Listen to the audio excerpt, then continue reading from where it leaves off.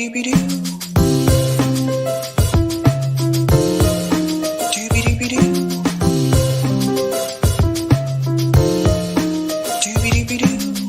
host, sabrinasalvati.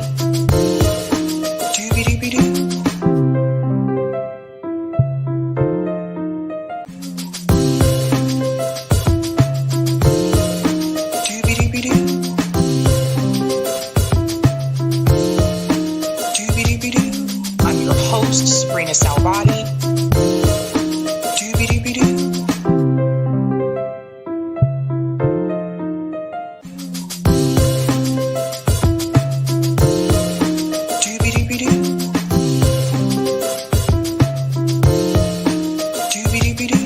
I'm your host, sabrinasalvati. All right. Happy Thursday, ladies and gentlemen. I know it is an earlier start time, but we are live here on Thursday. Welcome to Sabby Sabs podcast. I'm your host, Sabrina Salvati. If you're new, I want to let you know that Sabby Sabs podcast is a part of Revolutionary Blackout Network.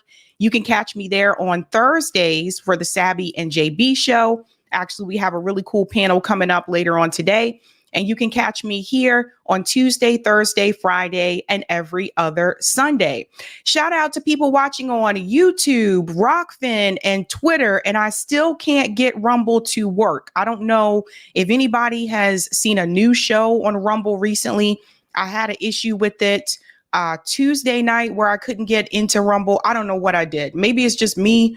Maybe I need to check my password or something like that. I really don't know. But I have not been able to get in there. So I have to figure out what's going on there. But anywho, lots to discuss today. Scott Ritter will be joining us as well. But we have a lot of topics to get into.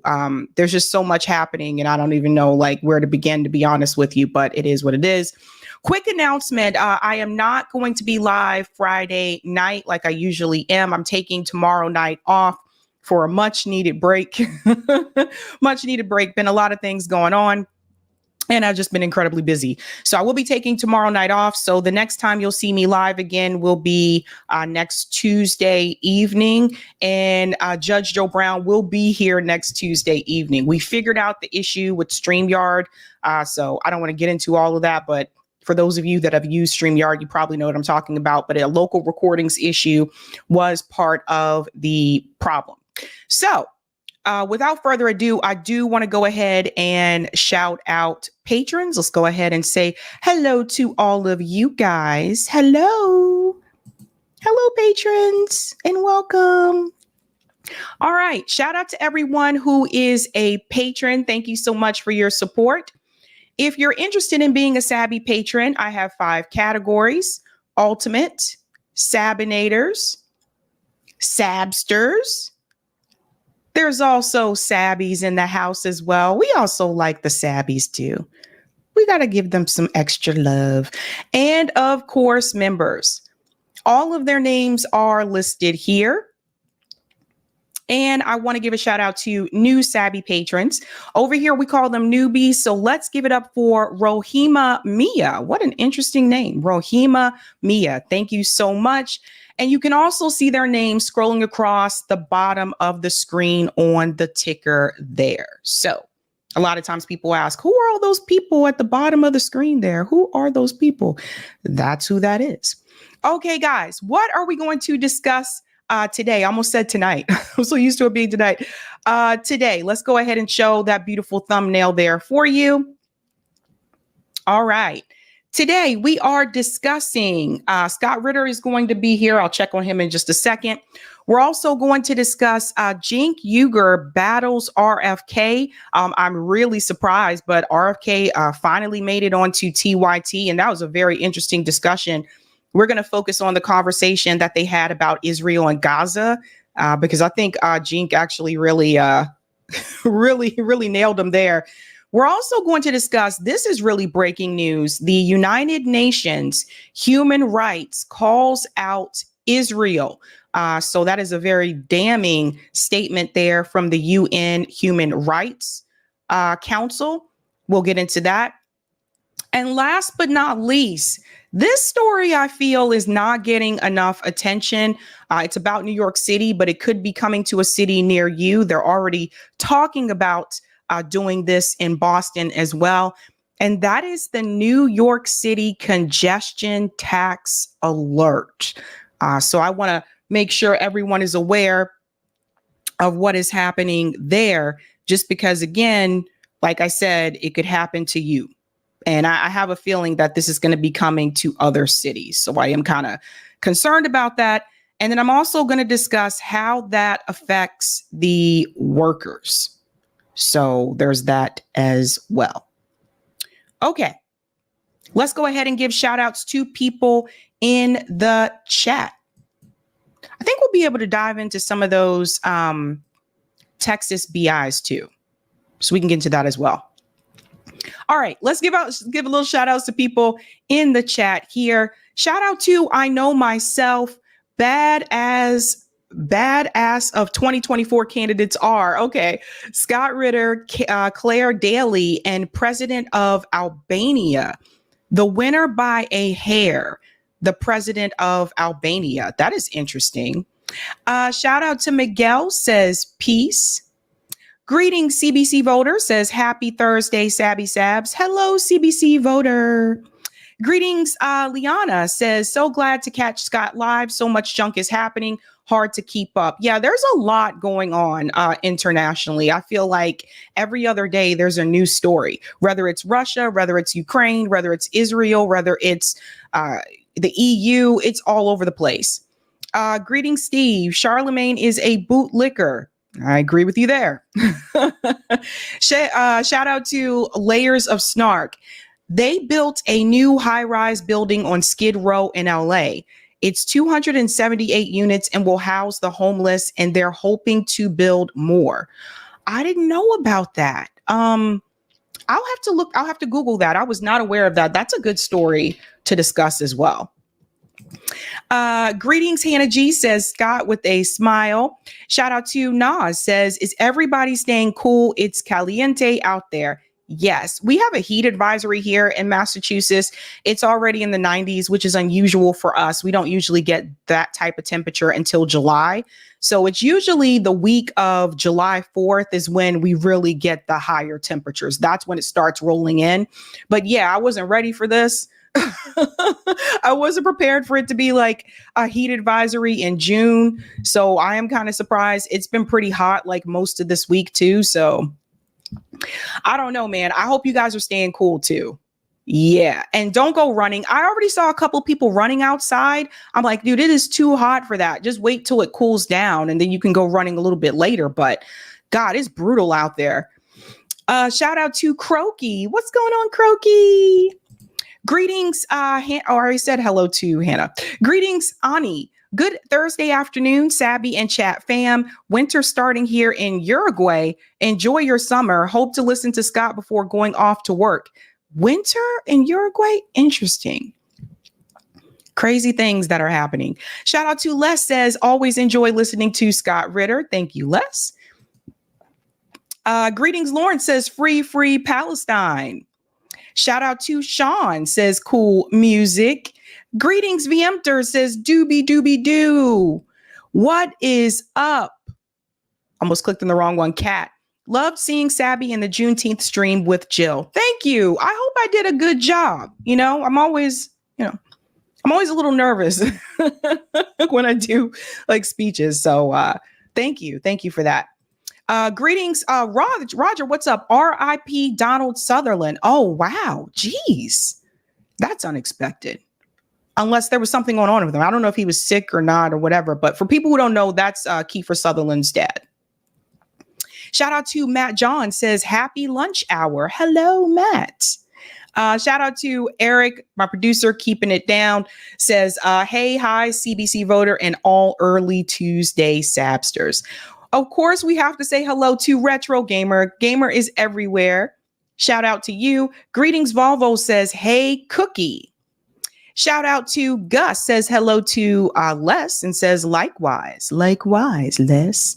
Greetings, New Sheep. Shake it like a Polaroid picture. I will try. but not in this heat. Not in this heat. Greetings, Wary says, hey, everybody. What's going on, Jacqueline? Hey, everyone. Wasn't expecting Sabby to be on now, but happy that she is. Yeah. Scott is actually, let me check on Scott real quick, just to make sure he got the link.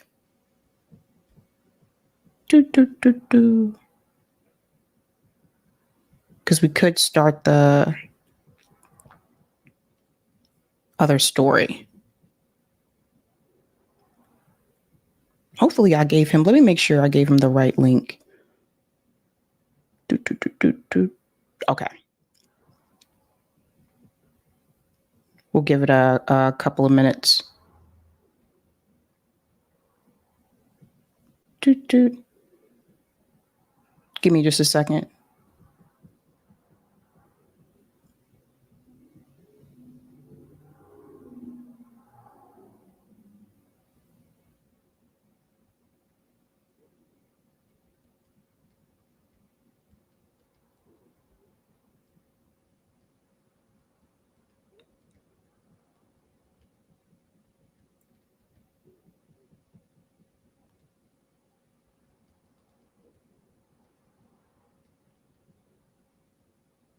Okay, sorry about that. That was a long pause. Sorry, guys. Shout out to Keith. All the young men in Ukraine killed because of a staggering, stuttering, senile old fool surrounded by psychopaths to get reelected. Yeah. Yeah, that's the best way of putting it. And then we'll say hello to, I already said hello to Kat. I'm just making sure I'm not missing Grapetine sends a sad face. I'm sorry, Grapetine. I am sorry. Yes, but it is very hot. So I do hope all of you guys are keeping warm. Are you keeping warm? Okay. All right. So which one do we want to start with? I think I'm going to start with, should we start with congestion pricing? I actually think I am going to start with that story while we wait for Scott. Okay. Because that's a pretty short one. New York. So something that is really interesting that is starting to happen is that New York, a lot of times you can see that policies will start with New York City and it kind of just spreads across to other bigger cities. So I'm always paying attention to the laws that are being passed in New York City. I go back to the smoking law. Remember when you could smoke in restaurants and then that went away? Well, that actually started in New York City where they started testing this out, removing that opportunity, the option for people to smoke in restaurants. Now, New York City has actually decided to start congestion pricing. And what is really concerning about this is how it is going to affect the workers. That's my biggest concern about congestion pricing. You may say to yourself, you don't live in New York City, this is not going to happen to you. But the reality is, it could happen to you. But what exactly is congestion pricing? Let me go ahead and bring up this clip here, and I want to show you what they're doing in New York City. This will start this summer. So if you live in New York, get ready. Starting this summer, drivers will be charged a toll to enter what will be called the Congestion Relief Zone, Manhattan including and below 60th Street. Today, this area has some of the worst traffic in the country. Cars, trucks, buses, cabs, and emergency vehicles stuck in gridlock. Excessive traffic means hours of time wasted, missed appointments, and air pollution. It also means ambulances and fire trucks waste precious seconds responding to emergencies. The new Congestion Relief Zone is a transformative opportunity for New York to finally address gridlock. Oh, wait, there's Scott. Okay, Scott, whenever you're ready. If you just give me a thumbs up, then I'll bring you in. Okay. Let me go ahead and pull this back. We'll get back to congestion pricing, you guys. I know you guys are so excited about that. All right, guys, my special guest today is Scott Ritter. He's a former U.S. Marine intelligence officer, a former UN Special Commissions weapons inspector, and he's also an author. Let me go ahead and bring him in. Welcome back, Scott. Hey, sorry about this. We are having a heat wave here in New York, and I think all of suburban Albany has tried to turn on their air conditioning, and it collapsed the power grid, and it's been coming on and off. So I can't guarantee continued connectivity. So if in the middle of this, the screen goes blank, it's just because somebody turned on one too many air conditioning units in New York. My God, no, it is really hot outside. That's what I was just telling people earlier. Like, this is unusual for June. Yeah, it's hot. I feel I'm thankful right now. I mean, I'm guilty. I just turned on the air conditioning, because if you don't turn on the air conditioning, the house becomes a sweltering box. But the people that leave their animals outside on days like this, don't, please bring them in because it's too hot. Even the squirrels are panting. I watched the squirrels on the trees this morning. They're just, it's too hot. It's too hot. I hear you. Well, Scott, last time you were here, it was interesting because I remember you announced that you were going to be traveling to Russia for the St. Petersburg Expo. And I remember saying to you, I said, are you concerned about going to Russia? Because I know a couple of journalists that have been detained, like Fiorella and Kit Clarenberg. And then lo and behold, you were on the plane on your way to Russia. And then I see this announcement from Sputnik that says Scott Ritter was removed from the plane. And I was like, what is going on? So I know like a lot of people want to hear about that. What exactly happened that day? Hey, what happened that day is I showed up at the airport, scheduled flight with my valid passport, with a valid visa, having informed the U.S. government in advance of my travels, so nobody could be taken by surprise. And I was pulled. I didn't actually get on the airplane. I was in that final threshold moment, when you travel internationally, and right before you go in the airplane, there's that stewardess that says, your passport, please. And you show them, and they just confirm that you have the visa. Then they look at your ticket and they say, please go in. And I took that step thinking I'm in, and 3 uniformed Customs and Border Protection guys came up and said, William Ritter? Yes, follow us, please. Well, you have to obey the orders. I'm not here to get in a fight with law enforcement. Can we see your passport? You are obligated to surrender your passport. I did. They looked at it. Is this the only document you have to travel? Yeah, it's my U.S. passport. Fifth Amendment sort of gives me a right to travel. Well, we are informing you your passport we are seizing your passport on the orders of the Department of State. And I said, do you have those orders? And they said, no. I said, well, who issued that order? Don't know. I said, well, can we find someone who does it? No, nobody knows anything. We're just told to seize it. Well, who told you to seize it? We don't know. I mean, it was that game. So at that point in time, what do? Do I fight them to get my passport back and then run on the airplane? It doesn't work that way.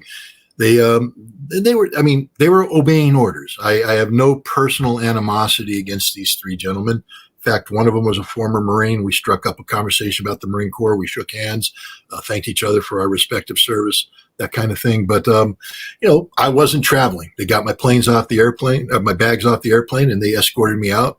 And I said, well, what's the next step? And they said, call the State Department. Well, my next step was to go home, and then I called their boss, who said the same thing, call the State Department. We don't know. He couldn't even tell me if they still had my passport. He pretended he didn't know anything. I don't know anything about this. I said, 3 of you guys took my passport. They wouldn't give me a receipt. I don't know anything about this. You got to call the State Department.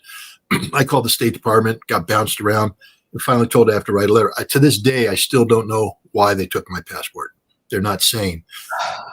It is what it is.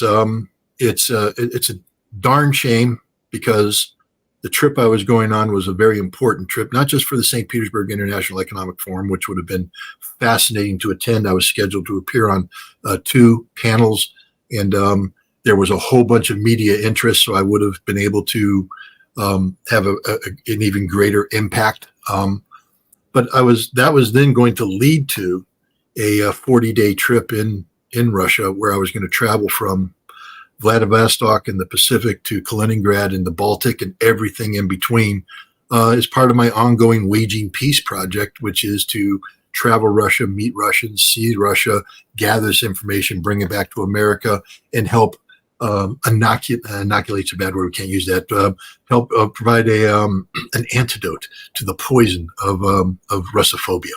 And I wasn't able to do that. And, personally, I had a team. Normally I travel by myself. This time I put together a team that was going to come with me. This ain't cheap. We had raised a lot of money. and we had spent a lot of money, and we're never going to get that money back. And for anybody who's done projects like this, that's a heartbreaking reality that all that time and effort, the time is one thing, the effort's another thing, but money, it's not easy to come by, and it's not easy to recover. So the State Department timed their action deliberately. It was designed to prevent me from going to Russia. They won't tell me they won't admit that, they won't say it, but the timing is clear. This was done in a way that I could not recover from this, that I could not maybe pull back some obligations, maybe not commit some obligations. It was done for the maximum damage to the project. The bad news is they have temporarily succeeded. The good news is ain't quit in my name. And I'm going to keep going, and we're going to make this happen. We're going to make this work, and we're going to continue to press forward. I will get a U.S. passport. That's 100% guarantee. They can't stop me. And when I get that passport, I will resume traveling in full compliance with all the laws of America. I have violated no laws. Scott, how can you say that? Well, gosh, I think if they took my passport and I had violated laws, I'd have been arrested at the time too. Sort of the big hint. So plus I know I'm just not breaking the law. I'm very assiduous in complying with everything. I don't break sanctions. I don't violate sanctions. Scott, you went to Crimea, then you went to the Donbass, and you met with the Chechens. I'm a journalist. Let me introduce you to the First Amendment. Stick it in your ear. If you don't like what I'm saying, so sad, too bad. Can't stop me. That's the beauty of being an American. I get to say what I want. Free speech and a free press. And the government can't stop you. They did. There's a Supreme Court case, the U.S. versus, and I forget the gentleman's name, very brave man, 1950s. They seized his passport because he was traveling to the Soviet Union.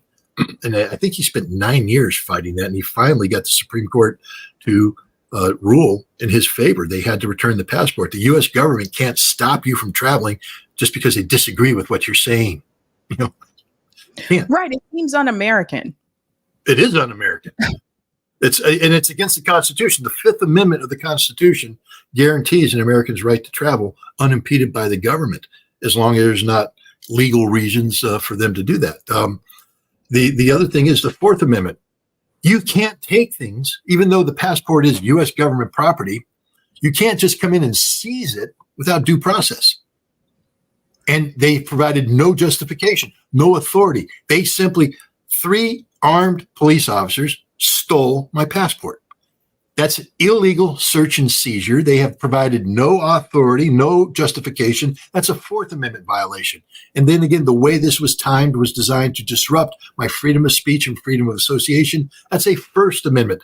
What happened in the JFK airport was a frontal assault on the Constitution of the United States of America by the U.S. government against an American citizen. And I know there's a lot of people out there that don't agree with what I'm doing. That's your right. But if you don't understand that there before the grace of God go you, that if you sit back and allow the U.S. government to do this to me, they will do it to you eventually. They will do it to us all. This kind of assault on constitutional rights, the Constitution protects us all equally under the law. You can't have a Constitution that works for some people but not for others, because once you allow the government to breach the Constitution without consequence, they will now breach it against everybody. That's the reality of it. So this is actually a big deal. I mean, it's a big deal for me because, like I said, it disrupted what I thought was an important program. It cost us tens of thousands of dollars that we're not going to get back. But it's a bigger deal because this is the government doing to me what they believe they can do to you. The government doesn't care about the Constitution. It doesn't exist in the minds of the government. And if you live in a place where it's we the people of the United States, in order to form a more perfect union, the preamble to the Constitution, we the people, if what you're saying is we the people don't matter anymore, it's no longer, as Abraham Lincoln said, government of the people, by the people, for the people. It's just government to do whatever the hell the government wants to do, and the people don't matter. Scott, did they have a warrant? Nope. But how can they take your belongings without a warrant? They have guns, and they have I may be a former Marine, but mama didn't raise no fool. And I got 3 guys in body armor, each one of them packing heat. And, what am I supposed to do? Show my pathetic Aikido move, and grab a gun, and then maybe it's one of those guns that only reacts to his biometrics. Now I'm sitting there holding the gun, and they kill me. Now I held a gun, I pulled it on a federal officer. I'm going to jail for life. It ain't worth it. They come, they want the passport. It's the same thing. I was robbed in Istanbul once. I was there on. I was traveling back from Iran, and I had a long layover. So I said, I'm just going to go see Istanbul. I love Turkish history. So I was walking the wall, and I get to the Suleiman statue there, and this car comes screaming up. These 2 guys come out, and they flash a badge, say they're cops. But I'm looking at the badge going, that ain't no cop badge. But they're pulling guns on me, and they accuse me of being a drug dealer. Give us the drugs. I said, I don't have drugs. We're going to inspect your backpack. Well, you got guns. Inspect my backpack. Where's your passport? Where's your wallet? And it suddenly dawned on me, these ain't cops. I'm being robbed. And so I'm sitting there going, all right. 20 years ago, I went to a course where I would learn how to disarm people pointing guns at me. And I remember I would do this, then I'd own the gun, then I could pop this guy twice, pop this guy twice. And it's all going through my head. And I went, maybe I can, maybe I don't.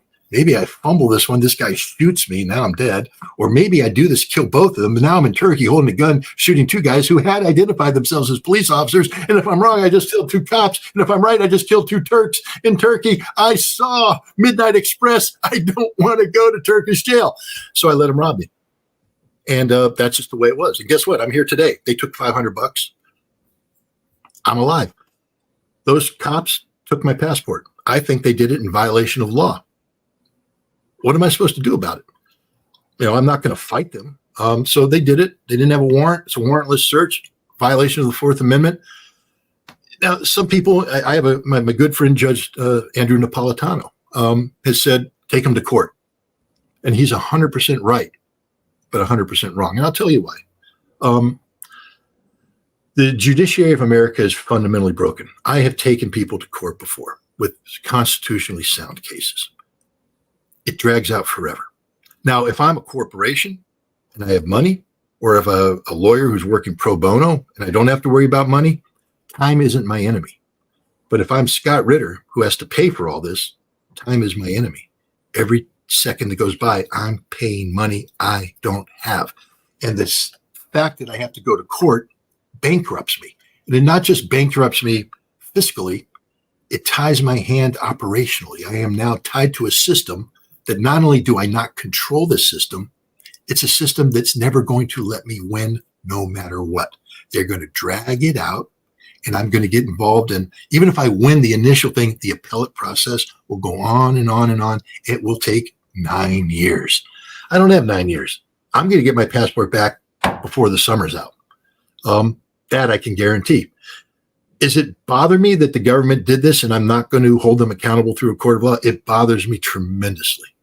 But having done this before, I'm focused on getting back on track, doing that which I do best, which is travel, collect information, feed it back through various means, written, spoken, otherwise. But I wish the courts were a place where an American citizen could fall back on for defense against the abuses of government. But unless you're backed by money and power centers, you virtually have no chance in the court of law. Yeah. Plus, you'll get tied up in legal fees, and at the end, you're probably like, "Was it worth it?" Right? Well, especially when I just shelled out $50,000 on a trip that didn't happen. So it's like, and I've never had $50,000 in my life, and it's gone. It's well, it is life. It is what it is. And Scott, you were supposed to speak with, I think, Fiorella and Tara Reid at that event that you were going to attend in Russia. Well, we were on the same panel together. I think Fiorella was on one panel and Tara was on the other. I did actually get to participate in the Tara Reid panel. I did it remotely. I'm glad I did it, but I have to tell you, to appear live in Russia at the time of I had to be up at 3 a.m, on air at 3:30 in the morning. And I don't know about you, Sabrina, but I'm of the age where 3:30 in the morning ain't when I'm supposed to be out doing anything. Old boy's supposed to be in bed asleep. and so it was physically difficult because you have to adjust your calendar leading up to it. You have to get, sleep beforehand, rest. And then when it's done, you have to, make up for it. So it basically ruined about 3 days, but it was worth every second because it was important to appear on that panel because that's the panel the U.S. government didn't want me to appear on. This is true. Well, a lot has happened since then, and I'm pretty sure you saw this. So the first thing I wanted to ask you about is this announcement here. Russia's Putin and North Korea's Kim signed a mutual defense pact. And there's a video here from Vladimir Putin. I apologize to the audience. It is in Russian, so you'll have to read the captions here. It's about 30 seconds. Everyone, check this out. Обращаю внимание на заявление Соединенных Штатов, других натовских стран о поставках высокоточных систем вооружения большого радиуса действия, самолетов F-16 и другого высокотехнологичного вооружения, техники для нанесения ударов по российской территории. В этой связи Российская Федерация не исключает для себя развитие военно-технического сотрудничества с Корейской Народно-Демократической Республикой в соответствии с подписанным сегодня документом. So Russia, apparently, this is a statement from Putin that they are open to working with North Korea militarily. How do you feel about this, Scott? I think a lot of people are freaked out when they saw this statement from Vladimir Putin because they said, uh-oh, now Russia is, trying to collaborate with North Korea. No, they're not trying to collaborate with North Korea. They are collaborating with North Korea. Russia will give, first of all, Russia's already in a military technical cooperation with North Korea. They already are purchasing weapons from North Korea, and they are working with North Korea in terms of transfer of certain technologies.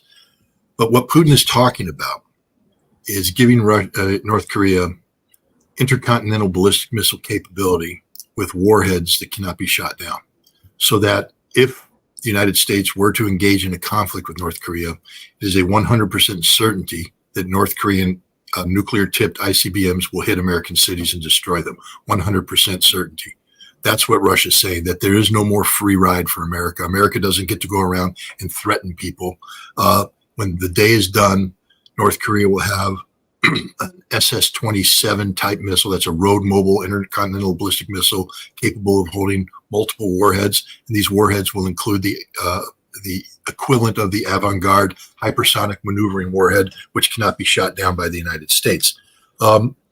That's just the reality. And so Putin has warned America, you give weapons to people to attack Russia. We give weapons to those people to attack you. It's asymmetric in nature. That's where we're at. Now, people can condemn Vladimir Putin for all that. Well, it's cause and effect relationship, people. What's good for the goose is good for the gander. And it's actually the most stabilizing thing that he could do, because now it takes, frankly speaking, war off the table. The United States has been working aggressively the last 2 years to get Japan and South Korea together in this new trilateral alliance designed to defeat North Korea. North Korea cannot be defeated now. It's now in a strategic relationship with Russia that extends to military technical means. Russia will not only empower North Korea to defend itself with adequate weapons, but Russia is there to work with North Korea as a partner, strategic partner, if North Korea is attacked by another. You can't attack North Korea in isolation anymore. Anybody who wants to go to war with North Korea now has to factor in going to war with Russia. Wow. Oh my God. Can you believe how this has escalated since this war started with Russia and Ukraine? Can you believe like how much this has escalated in like the past 2 years? This is crazy. Like, and could you explain to everyone, Scott, like why can't those particular missiles be shot down? Well, before I do that, can it just allow me to pick up on how crazy this is? All right. I just want to remind people that in 2019, Donald Trump was meeting with Kim Jong-un to denuclearize North Korea, to get rid of these weapons. In exchange, we would lift sanctions against North Korea, and we would bring North Korea into the modern fold with certain security guarantees, a peace treaty. And Democrats and Republicans alike opposed this.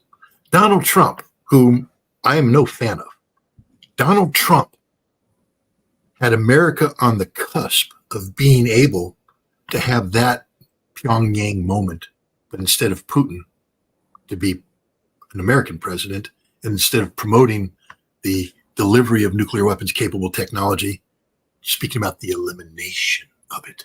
We were that close. Mike Pompeo and John Bolton sabotaged this from within. Congress sabotaged it from without. But Donald Trump had us on the cusp of eliminating this threat. All we had to do is want peace. All we had to do is say, we want peace. But America is incapable of saying, we want peace. We only choose war. And now today, we have a situation where North Korea has nuclear weapons. They have long-range ballistic missiles, and they're about to get technology that makes it guaranteed that if America goes to war against North Korea, America will pay the heaviest possible price. Right now, we don't know what would happen. North Korea has a missile that in theory can make it to the United States. In theory.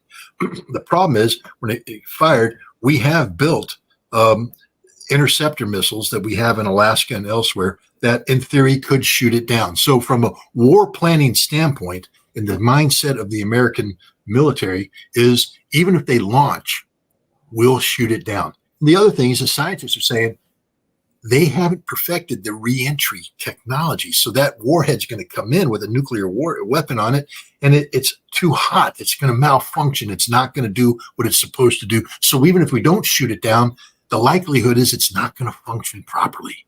And so the best they're going to get is a fizzle. It'll come and go fizzle, and it'll contaminate some areas on the ground, but it ain't going to blow up a city. We don't need to worry about it. That's the theory right now, that we don't have to worry about that. What Russia's about to give them is a missile that is not going to be your standard ballistic missile trajectory. It's going to take off very fast, and then it's going to turn and fly and maneuver. And then when it gets to the point of release, it's not going to fly a normal ballistic trajectory. When it gets to the point of release, it's going to release 1, 2, or 3 warheads, which are now going to accelerate on their own, maneuver in. They can't be intercepted, and they're going to hit with extreme precision whatever they're aiming at with a nuclear warhead sized sufficiently to destroy the target intended, whether it's a city, whether it's a bunker, whether it's something else. That's the threat we're going to be facing. And I just want to remind people that literally 5 years ago, we could have eliminated it all. Could you imagine today if somebody went to President Biden and said, hey, if you just sat down with Kim Jong-un, we could get rid of his nuclear weapons program. All you have to do is lift sanctions. Now, there were people out there, we can't lift sanctions. Sanctions is strangling North Korea, and that's what we need to do. You can't sanction North Korea today because Russia just opened up the damn border. Russia now is doing business with North Korea. There are no more sanctions against North Korea. Yeah, the West isn't doing business, but Russia is. Sanction Russia. We already have. There ain't nothing left to sanction. Russia's just going to do what it does with a vibrant tech economy that's functioning and is about to plug into an even more vibrant, globalized BRICS economy. North Korea is not a member of BRICS. They don't need to be. Russia is a leading member of BRICS. North Korea is going to benefit directly and indirectly from this relationship. It's game, set, match. North Korea has won everything. Everything. We can't touch them militarily. We can't strangle them economically. And we've just ensured that North Korea doesn't care about anything we think about. The only country in the world that counts to North Korea right now is Russia. And they have great relations with Russia. They don't need anybody else. They would like to have good relations with China. But I just also want to point this out. You know, all those people say, Putin's a vassal of Xi Jinping. He couldn't have done this unless he got permission from Xi Jinping. Putin doesn't need permission from anybody. And he will never ask permission from anybody. He may have briefed Xi Jinping on the objectives, not to take the Chinese by surprise, but what Putin is doing with North Korea is actually a direction that China doesn't necessarily want to go. China was working with the West to control North Korea's nuclear ambition because a nuclear war in North Korea will bleed over to China, and China doesn't want that. So China was looking for other ways, but China will now have no choice but to jump on the North Korea is A-OK bandwagon. Again, the stupidity of American policymakers is manifest today when we just simply point out that 5 years ago, we could have gotten rid of North Korea's nuclear weapons if we were just rational. Today, we have a nuclear-armed North Korea that we can't touch economically or militarily or geopolitically. We can't isolate them because we've already isolated them ourselves from their lifeline, Russia. Russia doesn't care what we think about anymore. They simply don't care. What are we going to do? Sanction Russia more? We can't. So this North Korea thing is huge. It's huge. It's bigger than anybody can possibly understand. How do you think the U.S. government is going to respond to that? Well, two questions in one. How do you think the U.S. government is going to respond to this collaboration with Russia and North Korea? And also, I'm not sure if you heard about this, but the House just passed legislation, bipartisan legislation, to automatically implement 18 to 26-year-olds in the draft automatically instead of them signing up for it. And I told people I think that's because they want them to fight their wars because military recruitment has decreased. So two questions in one there. How do you think the U.S. government will respond? And what do you think about them trying to push the draft back into action? Well, the question is, what can they do? I mean, we've seen them. We condemn the North Koreans for doing this. The North Koreans will pay a heavy. What are you going to do? Sanction them? I mean, well, the problem is it's like the boy who cries wolf, you know. But we're going to sanction you. We're going to sanction you. We are sanctioning you. We're sanctioning you. We're sanctioning you. Sanction you. Sanction you. And they keep doing it. And then you say, if you don't stop doing it, we're going to sanction you. Please sanction. We don't care. The other thing is the U.S. has made itself irrelevant. There was a time 5 years ago when North Korea wanted to talk to America. North Korea doesn't care about America. There's literally nothing America could put on the table today that would make North Korea say, oh, wait a minute, let's consider that.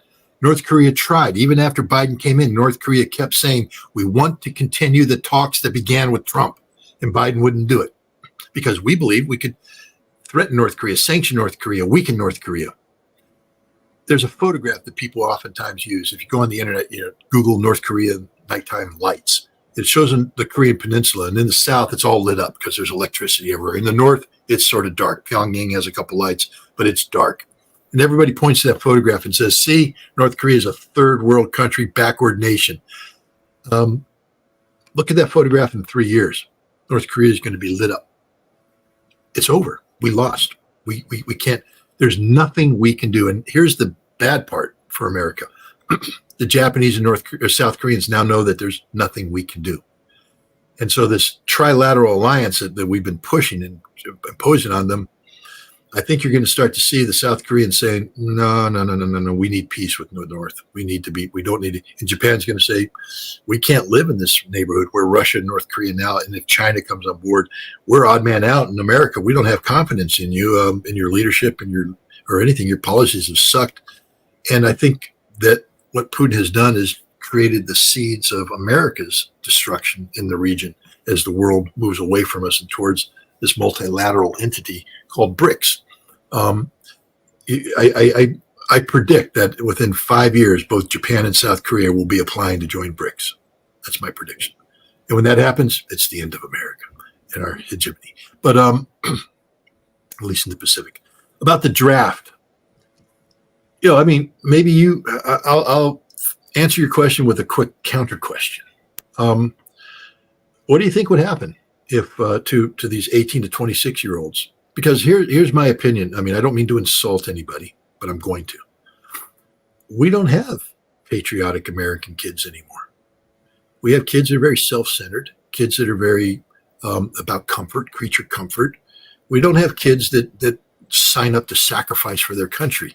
Ask not what your country can do for you. Ask what you can do for your country. That was the statement that motivated my generation.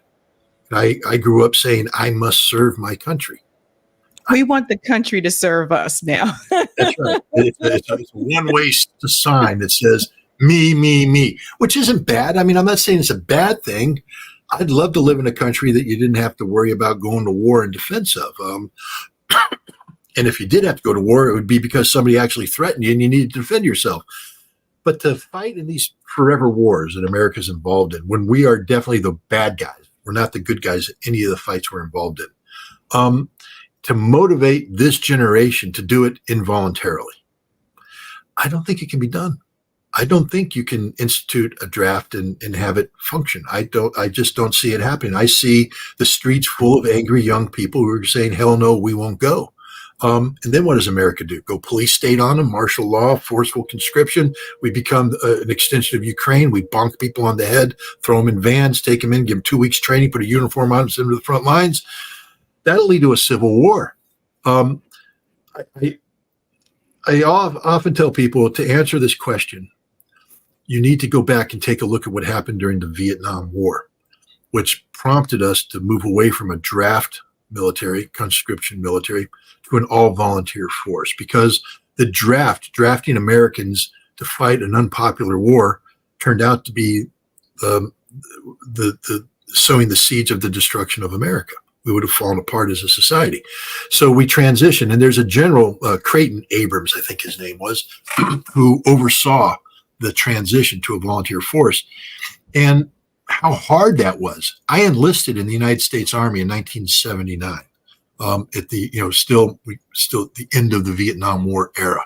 The Vietnam War didn't stop. We didn't stop having American troops dying until 1975. The last vestige of the Vietnam War was fought actually on a tiny island called Koh Tang Island off the coast of Cambodia, where the USS Mayaguez was seized by Khmer Rouge, and we sent Marines in to rescue them, and lost a lot of Marines. 1975. I enlisted in 1979. We still had people that were part of what they called McNamara's 100,000 because the draft was so unpopular. We lowered the intellectual standards to get into the military, and we were letting in people who weren't intellectually capable of serving in the military join the military. They were still in the Army. Racism, the racism that existed in the 60s and 70s was manifest. When I went to basic training, I was some dumb, stupid kid that came off of a U.S. Air Force base in Germany where, the military had, I played football on a team where my running back was a black man, but I didn't view him as a black man. I just viewed him as my teammate. I said, "You're my teammate. You're not black. I'm not white. We're teammates." And we acted like teammates. And I got to the Army training camp, and there were black tables, white tables, Puerto Rican tables. And don't sit at the black table. You won't live. Don't go to the Puerto Rican table. You won't live. You got to sit with the white table. And I'm like, what the hell's going on here?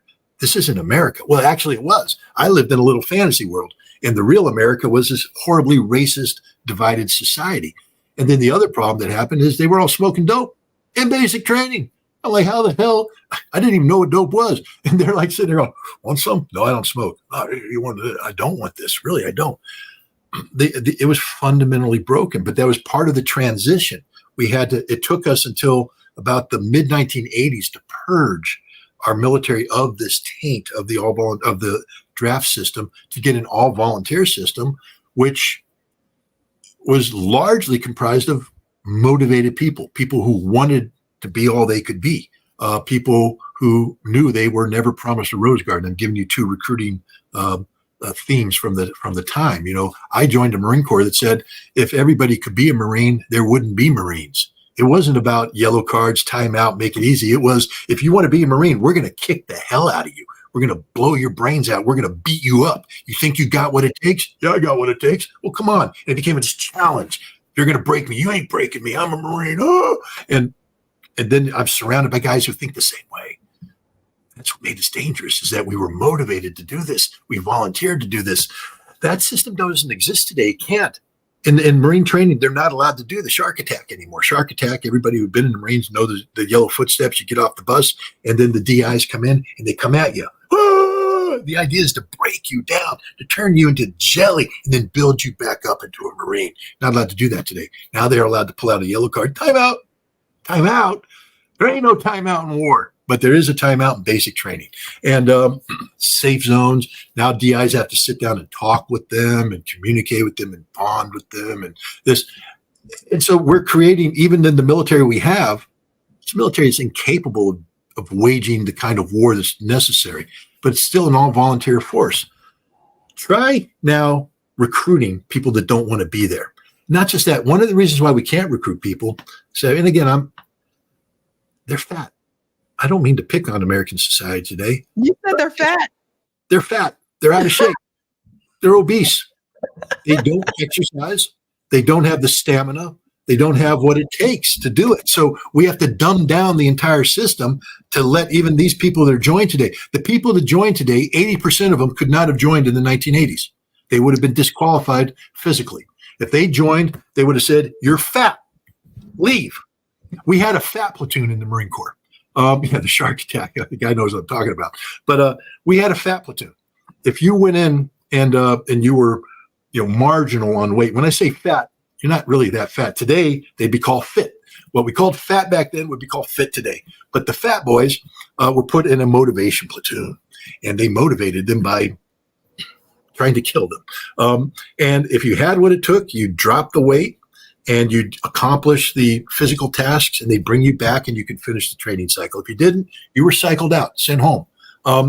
Today, they had to change. They have to change all of the training because we have fat kids that come in, and they can't do it. They can't do it. They can't do it.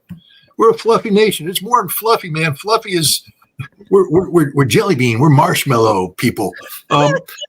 And so now you want to draft marshmallows into a system that is supposed to turn them into hardened steel and involuntarily. Everybody today wants this. They want to be on their phone. They want to be tech. What job do people want? Nobody says, I want the job that requires me to get up at 5:30 in the morning, go out and sweat my butt off, doing hard labor. That's what we have Mexicans for. Sorry, didn't mean to go there, but that's what the Mexicans are for. Bring them over illegally, make them do that stuff. We don't talk about it. Go to the hotel. Don't pretend you don't see who's making your bed in the morning.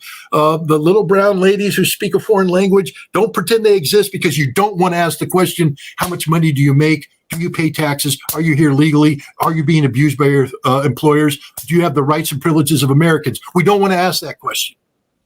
The people that do the hard work of America today mostly are non-Americans. And again, we got the old school guys, the steel workers, the iron workers. We got some workers out there that do stuff, but they're getting old. Where are the kids that want to come up and do that? How many kids want to graduate high school and go to welding school? You know who goes to welding school? A handful of well-meaning people, but people who can't get a job anywhere else. So they're compelled to do it.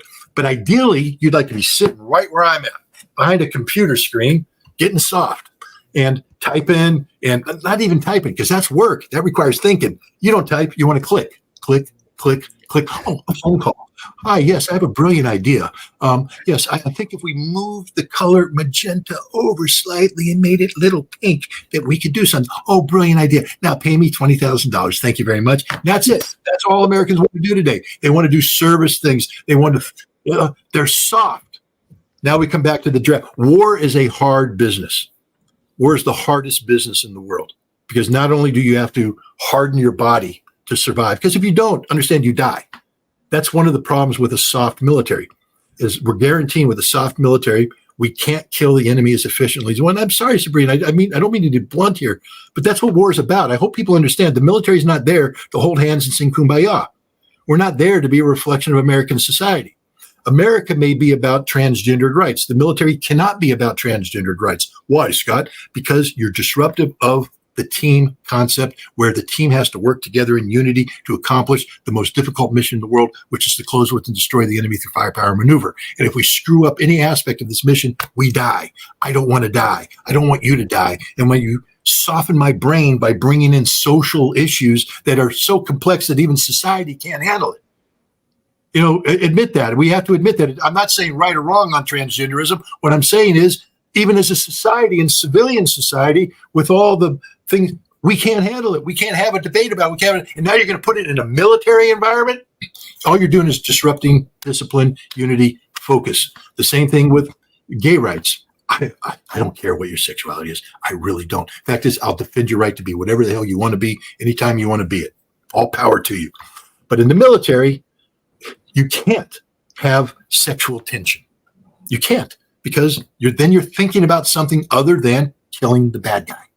The military is this singular entity coming together to kill. And the second you soften it by saying, no, we're going to be like society, you lose the ability to kill the enemy, and you make yourself more susceptible to being killed by the enemy. And this is just the reality of it. And maybe that's the price we have to pay as a democracy. to exist as a democracy. Maybe we have to accept a military that isn't as efficient as it needs to be, both in terms of killing and surviving. That's a decision society gets to make. But there are ultimately compromises that have to be made within the military to function as a military.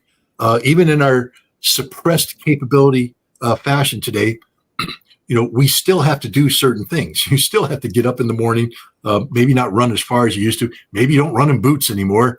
Oh, God, imagine that. We're only going to run in tennis shoes. Why? Because we go to war in boots. Wait a minute. If we go to war in boots, why do we run in tennis shoes? Well, we don't want to give you shin splints. But if we run in boots in war, do we get shin splints? Yeah, but that's war. This is peacetime. That's the whole thing. You can't draft. This is a long way of saying this draft will never work. One, even if it did work, we'd lose because we're drafting softies into a hard business. And two, as much as I make fun of today's youth and their softness, they have made a decision that they aren't the tools of the establishment. And even if they were hard, they'd say, we're not going to do this. We're not going to fight your war. Could you imagine trying to draft people? Let's say Hezbollah goes to war against Israel today and Israel's getting beat. America says, we got to go in, but we can't go in with troops because we don't have enough troops. We need to draft. All those kids that are in the camps right now, camping out or in colleges and opposing this, you think there's something you go, oh, well, screw it. They drafted me. I'm going. We're going to kill Hamas. We're going to go kill Hezbollah. We're going to fight on behalf of Israel. It's okay because I've been drafted. No, the demonstrations they've done against Israeli genocide will become a demonstration against them being drafted to facilitate. How many kids want to be drafted to go die in Ukraine? Right. No one. So it's not going to work. It's a stupid law passed by a stupid Congress, which is so disconnected from the reality of America. It's unbelievable. You can't fix a broken military by making it more broke. This is like taking an engine. I got an engine and, I'm not an auto mechanic. I'm just making stuff up right now. Got an engine that sounds bad. How am I going to fix it? Pour sand in the engine. That ain't going to work. You're going to break the engine. The draft is pouring sand into the military engine. It just isn't going to work. This is not to mention, too, after the Vietnam War, remember how those soldiers were treated when they came back to the United States, right? Like they were called baby killers and some other things. Some of those soldiers ended up, they struggled to find work because they were a part of the Vietnam War. I don't know if a lot of people realize this, but some of the soldiers that came back from the Vietnam War, they struggled to find jobs because they were seen as, the baby killers. So what happened? Some of those soldiers turned to drug. Watch Rambo. That's what Rambo is about for people who are not aware.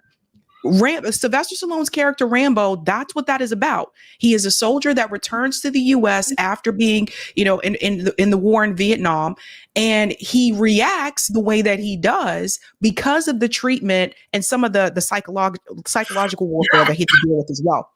So his anger that you see in the character Rambo, that is due to the way that he was treated when he came back to the U.S. and some of the things that he saw when he was in the war in Vietnam.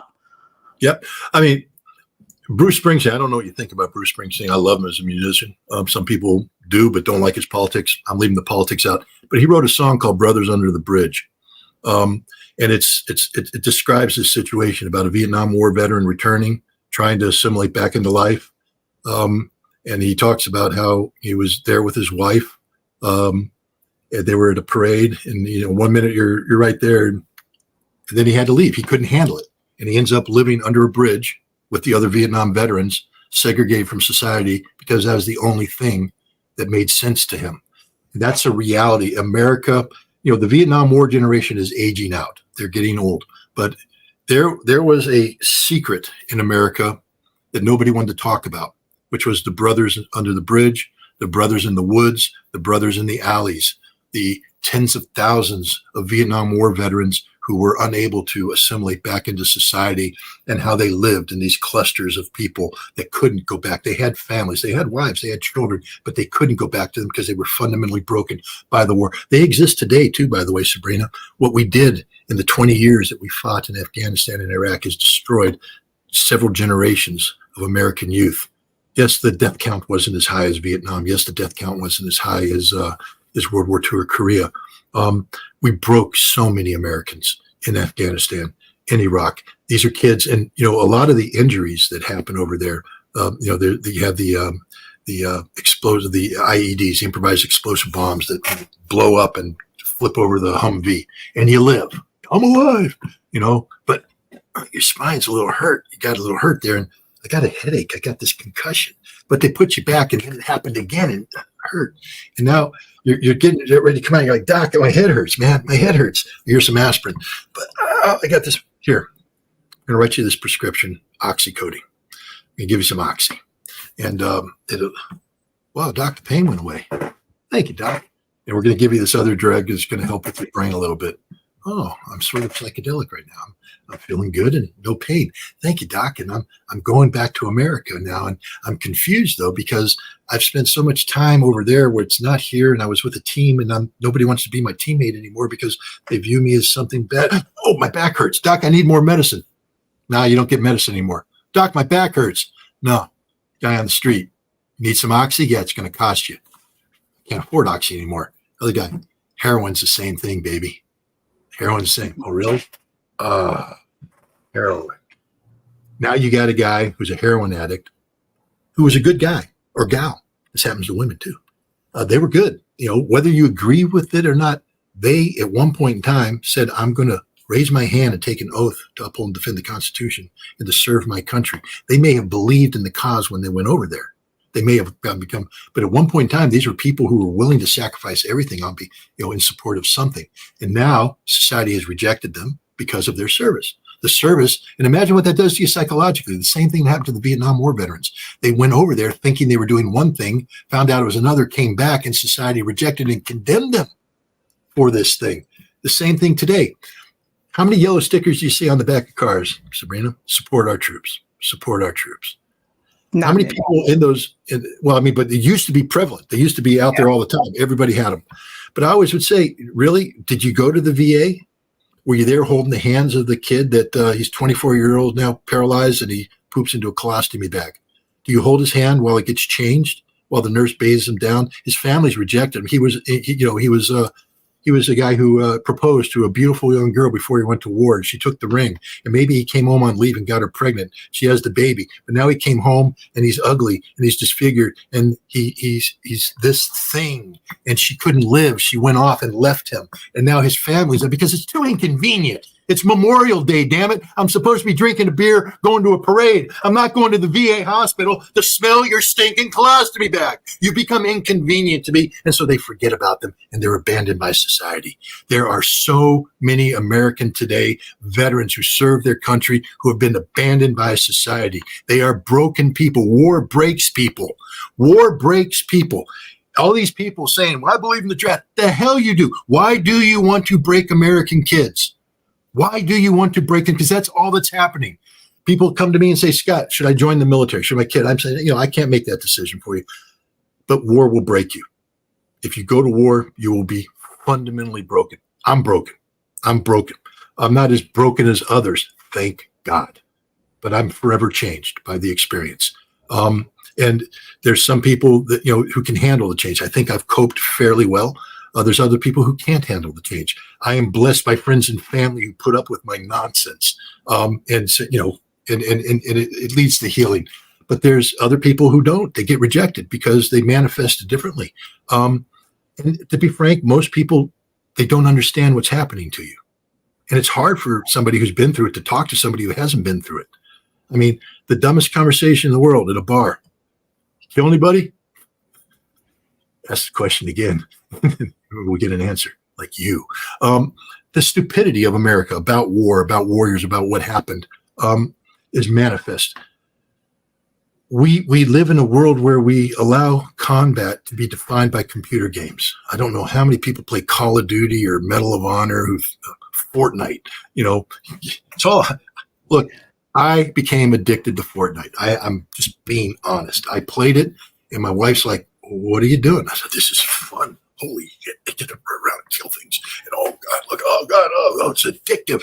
Until I realized that I just spent my whole day living out my worst nightmare and I was not productive, and I didn't accomplish anything except make myself sink further and further and further into that cave that you don't want to sink into. So I don't play Fortnite anymore. I don't condemn people who do play it, but I'm just saying that life ain't that. You don't get to dance after you kill somebody, and you don't get to reset and all that stuff. You're dead, or you're wounded, or you're fundamentally broken. We have to stop worshiping war, and we have to stop worshiping wars, and we have to stop thinking that violence is the answer, and we have to start appreciating the costs. I think if we spent more time caring for the broken Americans from our past wars, we would be less inclined to allow future wars to occur. I agree. And I come from a military family as well. So I'm very much familiar how the VA, I feel, has abandoned a lot of those soldiers. And I don't know if all of you watching have ever been to the VA, but all you got to do is just walk in there once and you can see it's a mess. It's a madhouse. It's a lot of paperwork, a lot of red tape. You can smell it as soon as you come in there. Mm-hmm. It's a different smell. It's very different. One thing I will say, there was an article recently that said a lot of younger kids are choosing to forego college and go into the trade. So this is changing. They're choosing to go into more blue collar fields, which I think is great. We do need more of that. We need construction. College have something to do with that. Yeah, it's one of those things too, that when you get a house, you may not realize it, but when you get a house, then you're like, oh shoot, we got a plumbing issue. Who do I call? What do I do? You need plumbers. You need electricians. Lived in apartments for years. So you sound like my wife, because she's like, "What do you do?" Hey, I'm a former Marine. Yeah, but what does that mean? Honey, I serve my country.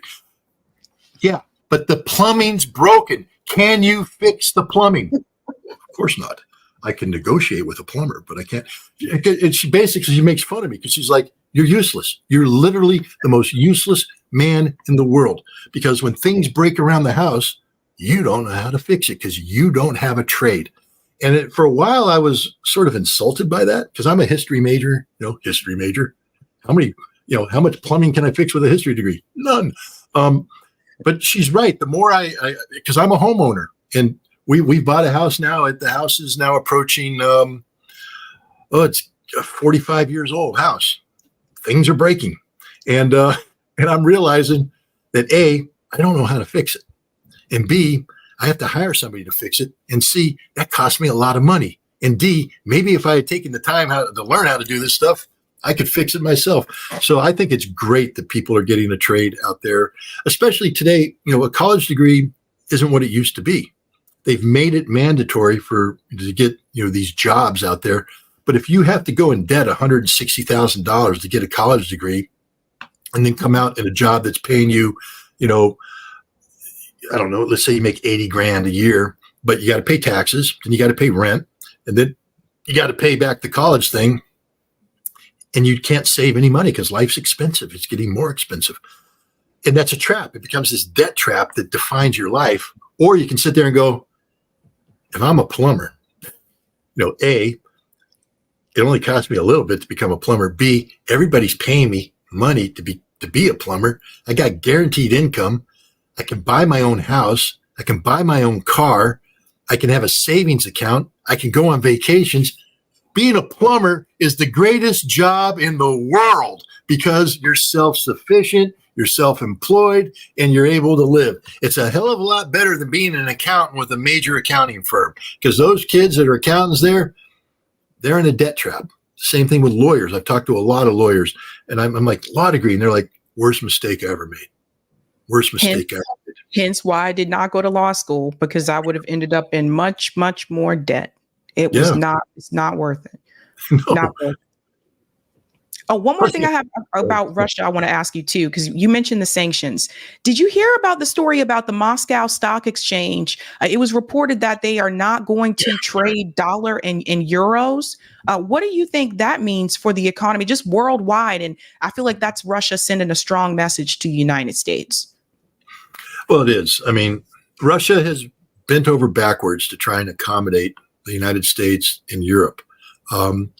Russia kept saying, we don't want to unplug from you. It's not our goal. It's not our objective.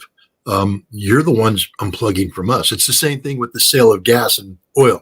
Russia's like, quit blaming us for you making the decision not to buy our oil and gas. We're not the ones that are causing you the harm.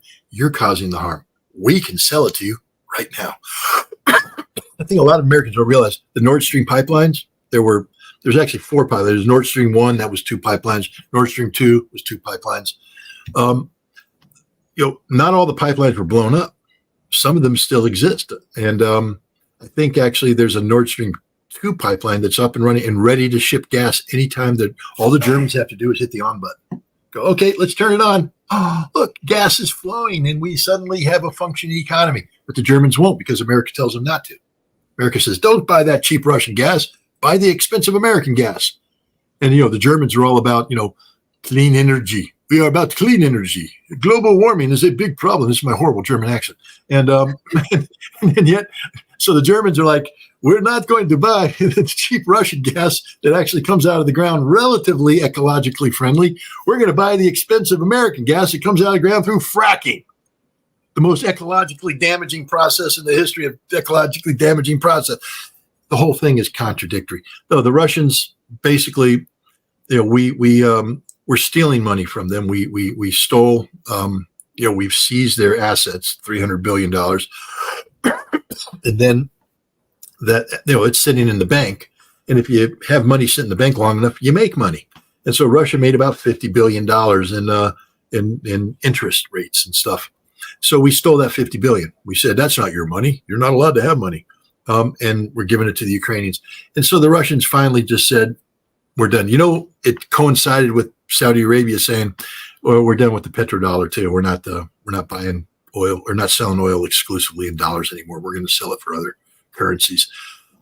And the thing is, everybody said, well, the market crashed. And I love the ignorance of people. The ruble crashed. And they're putting up a chart there. See, the ruble used to be 89 rubles to the dollar, and now it's 82 rubles to the dollar. I'm like, I'm a Marine. I'm not very good at math. But that means the ruble's getting stronger against the dollar. You take $1, you used to take $1 and buy 89 rubles. And now you take $1 and you can buy 82 rubles. The dollar's getting weaker, not stronger. And that's the direction we're heading right now. There's going to be a BRICS meeting in October where Russia's going to push de-dollarization. They're going to be pushing for institutions to replace the American-dominated SWIFT banking system to encourage global transactions in currencies other than the dollar.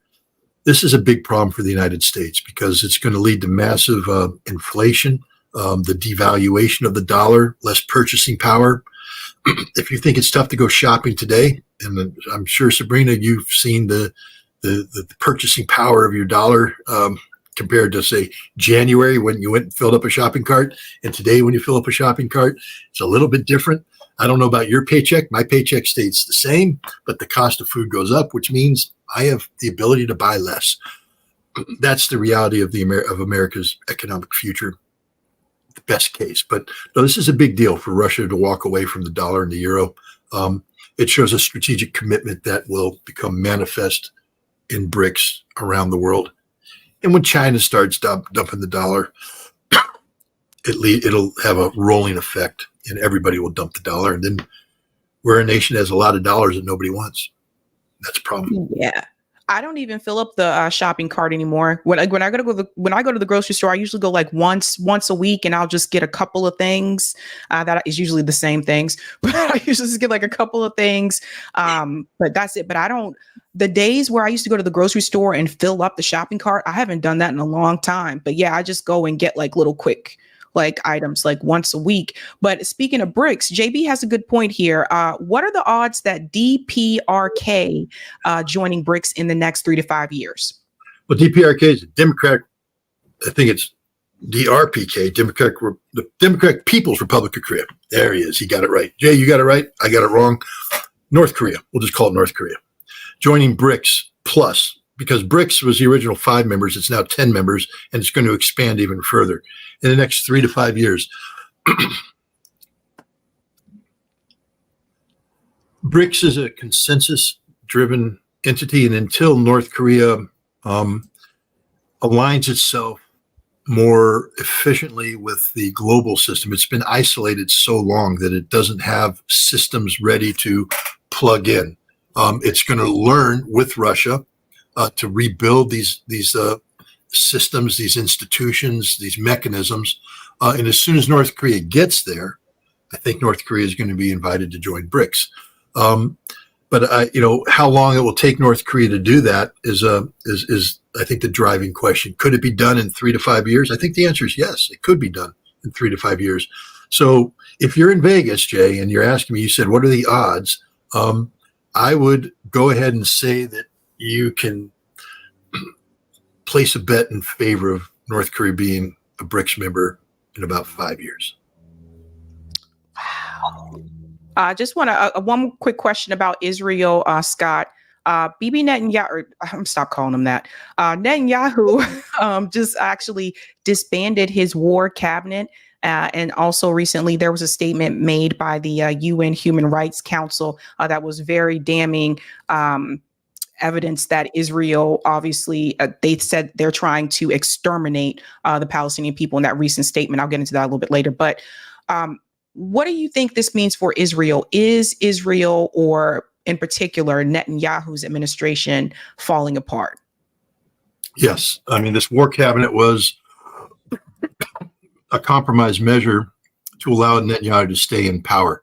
The embarrassment that his government suffered at the hands of Hamas when they attacked Israel on October 7th was manifest. And so too was the embarrassment they suffered based upon their response so far. Netanyahu's government has been a failure across the board, but he created this compromise war cabinet that allowed the opposition to have a seat in order to justify him staying in power politically. And this is what it's all about. If you want to break down what's going on in between Israel and Hamas and Hezbollah, stop getting the complications of, two-state solution, one-state solution, this, that, and the other thing. It's about Netanyahu staying in power. That's all it is right now.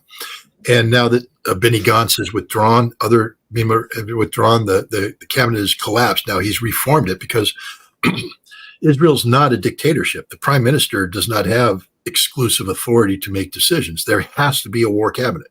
That's just the way Israel works. So he has to find people willing to sit down with him and make decisions regarding this war.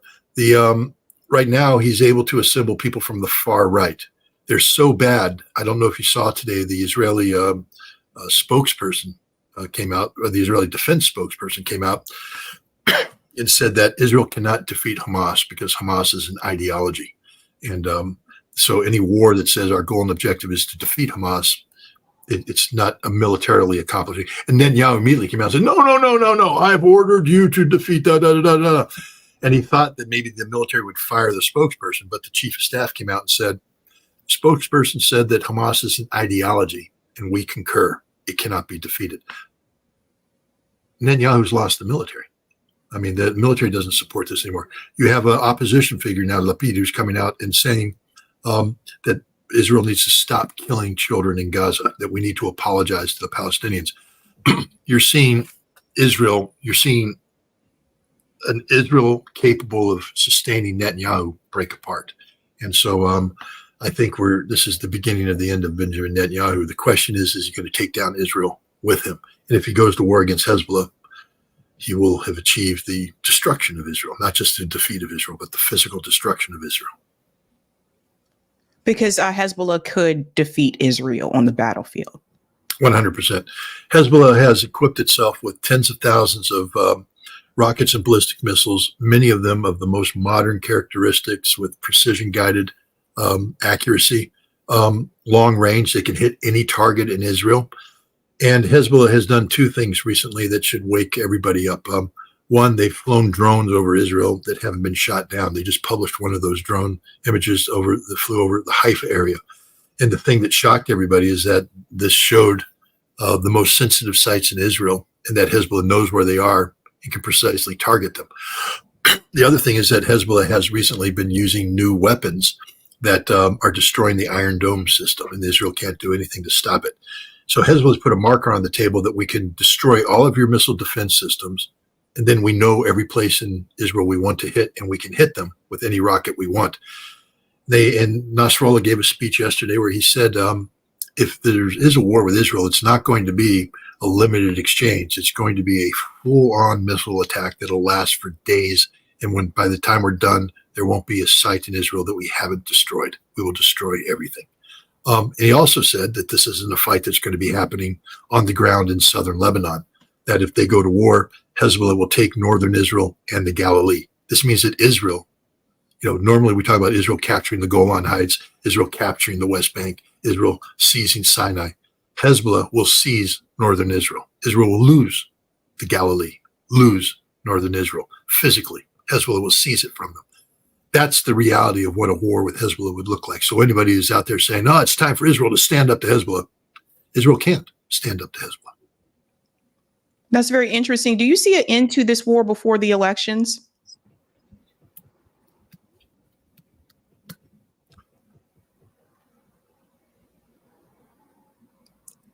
Dun, dun, the question is Netanyahu.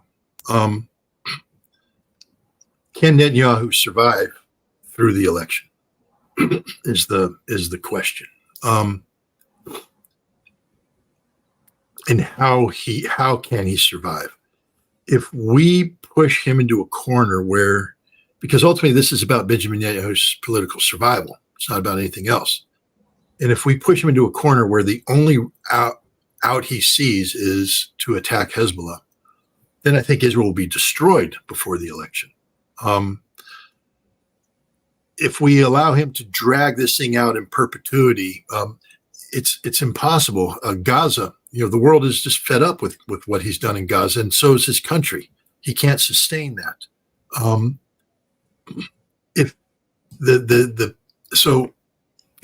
If I could simply say that by removing Netanyahu, we could guarantee the war ending, I would say then yes, I think we can see this war ending before the elections, because I don't think Netanyahu is going to survive through to the elections. I think he's finished as a politician. The problem is, what will the next Israeli government be able to accomplish? Will they be able? Is there enough political support in Israel today to accept a ceasefire? Or will a replacement government have no choice but to continue the failed policies of Netanyahu, that this war, this conflict has become something that is not attached solely to the survival of an Israeli political leader, but it's now attached to the existential survival of Israel. And so a follow-on government will have to continue this war.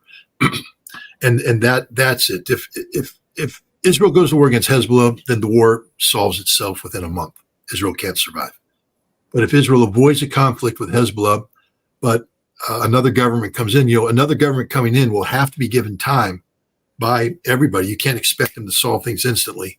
There's a chance that this conflict could extend through the election, but it doesn't last much longer than that. This is a conflict that is not sustainable by Israel and by its supporter, the United States. Very interesting. Last question for you, Scott. This is a good one from Sakudo. Can you ask Scott, is he aware that the DOD and intel agencies are using sites like 4chan as propaganda playgrounds? That's a good question.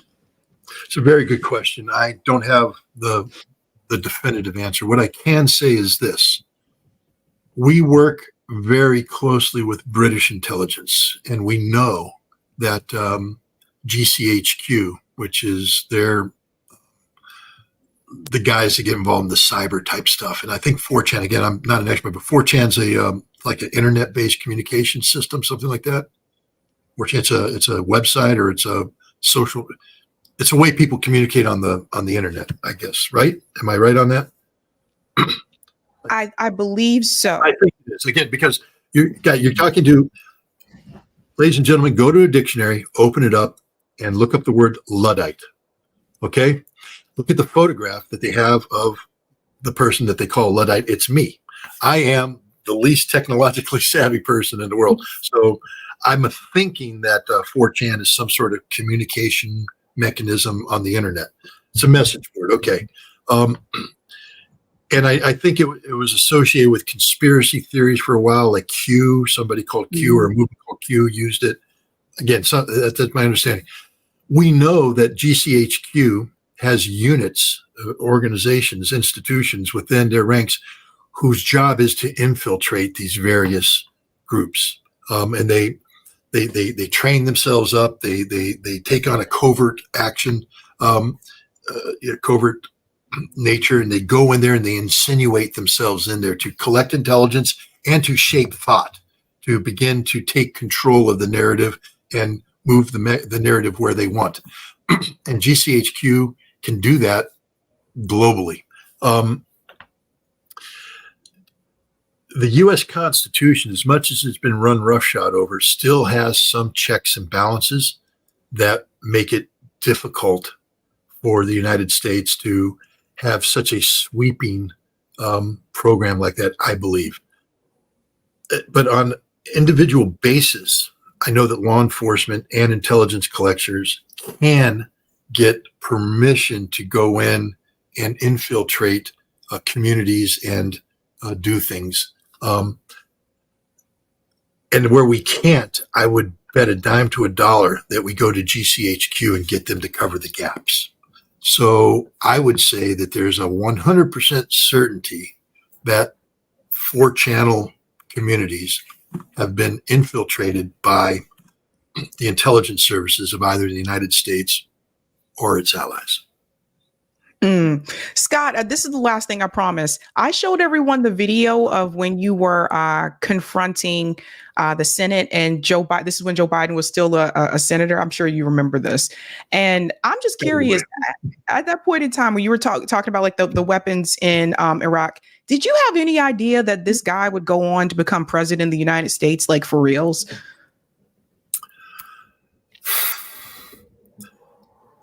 Understand that meeting or event took place, I think, on September 3rd, 1998, September 3rd or September 4th.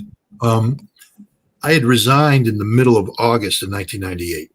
Prior to that, my job was either weapons inspector, which I had done for 7 years, or Marine intelligence officer, which I did for 7 years prior to that, or 6 years prior to that. I didn't interact with Congress. I didn't do this. I was, my level of my political commitment to that time was Ronald Reagan. That was it. I was a Reagan Republican. I didn't look at domestic issues.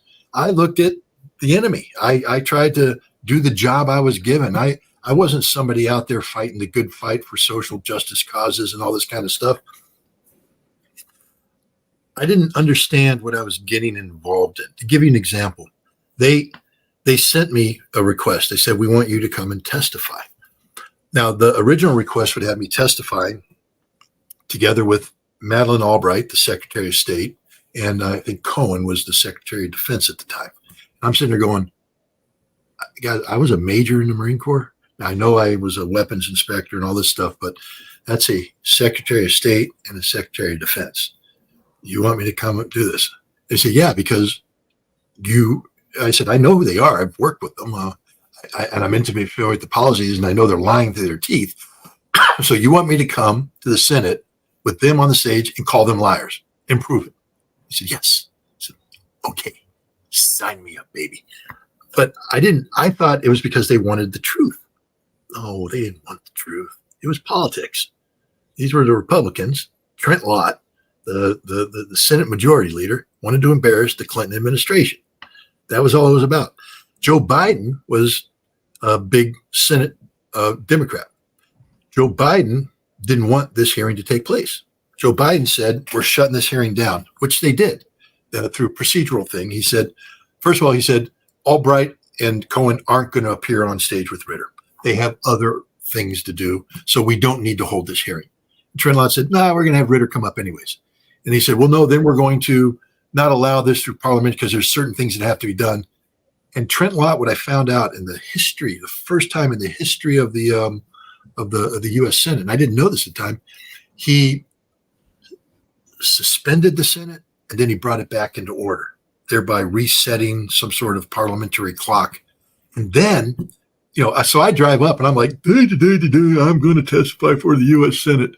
oh, it's a historical event. I'm going to testify for a joint committee of the Foreign Relations and the Armed Services. It's never happened before in history. I'm just moving on thinking, great. I'm not doing that, but I'm professionally focused. Okay, I'm going to answer the questions. I'm ready. But I wasn't thinking about the political aspects. I was just going to testify before a joint hearing of the Senate. They say, Scott, Trent Lott wants to see you. I'm like, okay.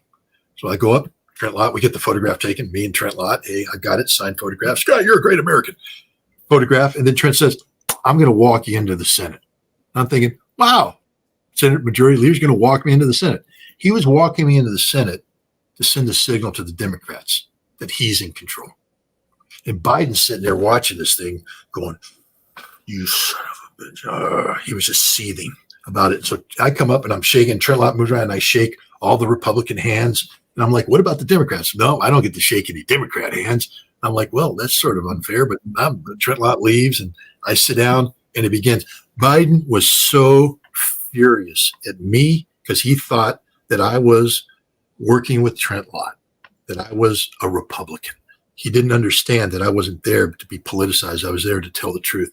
Biden, the last thing Biden wanted was the truth to be told. He didn't want me there. He tried to stop me from being there. And then he perceived me as being politicized. And so he attacked me. To be honest, prior to him speaking, I didn't know who the hell Joe Biden was. I just knew he was a senator from Delaware. I knew that he was a senator from Delaware. I had zero interaction with the guy.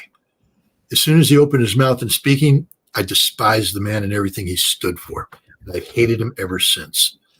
We met and he blew it. I mean, people don't realize how much pushback there was against Joe Biden that day. Even the Washington Post wrote an op-ed that said he was wrong for that. He had to apologize. He wrote up an op-ed in the Washington Post apologizing, and then he invited me back to his office. And so a couple of weeks later, I went back and met with him one-on-one in his office. And we had a meeting for like 40, 45 minutes, which if you're a U.S. Senator, it's a long time. We had a very detailed conversation. He wrote me a letter afterwards, thanking me for coming in, talking in. And at the bottom, he said, this issue hasn't gone away. If you ever can be of service, or if I need you or something like that, don't be afraid to call me and all that stuff. So I had that letter. And now 2002, we're getting ready to go to war. And Biden is the chairman of the Senate Foreign Relations Committee. It's a joint chair at the time. I think he chaired it with Senator Lugar from Indiana. And I'm sitting there saying, you guys got to have a hearing. You got to have a hearing about Iraq, about weapons of mass destruction. And I had gone around all the Senate knocking on doors saying you got to have hearings. And I remember I wanted to get Chuck Hagel, a Republican from Nebraska, and John Kerry from Massachusetts together because they were both military guys, Vietnam War guys, understand the consequences of war. And I wanted to get them together. So I went and met with Hagel, and he said, man, I can't get ahead of because this is an election. That was an earlier meeting. This one, he said, I can't do this by myself. I need somebody with me. I called up Kerry. I said, Hagel needs an ally for this. And Kerry said, put it in writing. Put your arguments in writing. So I wrote an article for Arms Control Today, the preeminent arms control journal, and they published it. The case for the qualitative disarmament of Iraq, explaining exactly how Iraq was disarmed. By the way, that article I published in June of 2000, and the CIA, when they published their assessment afterwards, it said they were all wrong. This is exactly the article I wrote. My arguments were always technically sound correct, but I did that. They ignored me. Kerry wouldn't talk to me. Hagel wouldn't talk to me. Biden ignored. Biden sent his chief of staff to meet with me. He called me a traitor to my face. He said, you've committed treason writing this article. And we were alone in a room. And I said, if you call me that one more time, only one person's walking out of this room. And I know who it's going to be. It ain't going to be you. Don't you ever question my patriotism. And he apologized, but he was Joe Biden's man. He attacked me. And then he said, ultimately, that Biden's not going to go for this. I reminded Biden of the letter he wrote me. He wouldn't go for it. Joe Biden is a cowardly piece of manure.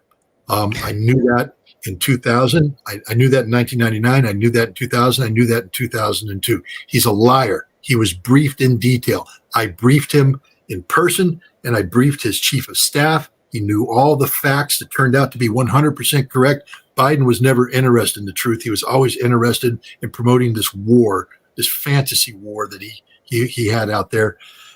And at that point in time, I realized that this guy was doing it because he wanted to be president of the United States. And that's when I realized that, that's what he wanted to do.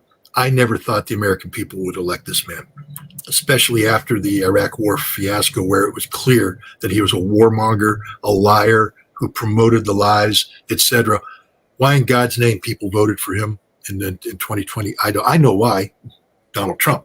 But you got what you paid for, ladies and gentlemen. This is the worst human being possible when his brain is working. And now his brain's not working, which actually allows me to have a little bit of sympathy for him, because I can't hate somebody who has dementia. I can't hate somebody with Alzheimer's. And he's a sick man. But when he was healthy, I despised him. And I knew he wanted to be president. And there was just no way I thought the American people would fall for this. I was shocked when Barack Obama brought him in as the vice president. I thought that was, but it was a brilliant move on Obama's part, because Biden, what I also found out, is he is the establishment. He is the personification of the establishment. And the establishment is very powerful. The establishment's more powerful than the American people. And it's a sad state of affairs. I didn't know who he was. The short answer to your question is when he first talked to me like that, I didn't know he was just a mean guy up there, saying really stupid things. But once I got to know the guy, I learned to despise him. Scott Ritter. Scott, thank you so much for your time. And I hope you get to cool off there, because it is hot all over the East Coast, I think. All right. Thanks, Sabby. Thanks for having me. All righty. Bye. All right, guys, that was Scott Ritter. Lots of things said there. You guys know, if those of you who watch me all the time, you know how we'll do this. We'll clip all the stories from today's show, so you'll get to have the clips as well. And then in reference to the interview, we'll clip the full interview, and then there'll be certain parts of the interview that we'll also clip as separate stories that you can go to. So like if you just want to go straight to the Russia section, we'll have a clip for that. We'll have one for Israel. And I think we're going to have one for that Joe Biden story too, because that one is very interesting. But what is going on, fam? What is going on? Let's go to some of the comments here. We have 3 other stories I do want to get to as well. So let's go ahead and get to the comments first. Thank you. Advan De Poe says Scott Ritter is somewhat like the male representation of Sabby. It's interesting. I don't know, man. A little bit more brave than me, though. I've never been in the military, and he has got an opportunity to speak to some pretty powerful people, right? Thank you for the super chat, Gene. Are behind the scenes people with BRICS bankrupting the USA moving on? I think we did talk a little bit about BRICS in that discussion. I hope that answered your question. Thank you, Sam. Scott, to be fair, you can't ask the young or others to serve the country when things are so bleak and corrupt. We don't have a functioning government. Thank you for that. Thank you, Baby Ethernet. With the rise of independent media, the U.S. government and MSM can no longer brainwash the youth into sacrificing themselves for U.S. hegemony. I agree. Thank you, Raphael. Sir, I was a U.S. Marine too for 10 years. You are legit. And thank you, Stephanie. Popular weight loss drug like Ozempic, Wegovy, I don't know, I've never heard of these, cost $1,349 in the US. In Israel, it cost $160. Interesting. Those things always concern me. I don't think that's the best way to try to lose weight. Like I get worried when people tell me that they're using some type of weight loss drug, Let's bring up that comment from Roger. Thank you. Thank you for the tip on Rockfin, Roger. Scott, on one hand, tried to shame Zoomers for not serving and put their life on the land for a country that's hostile to them, then spent the next 15 minutes dismantling his own argument by going into a whole soliloquy of how they're treated when they come back from war after being propagandized into it. I had a whole rebuttal ready, but he rebutted for me. You're amazingly dexterous. Wow, Fat Boys enlisted. Joking. He's talking about the Fat Boys, the rap group. Okay, guys, if you haven't had a chance to do so, go ahead, smash that like button. If you're new, don't forget to like, sub, and share. Thank you very much.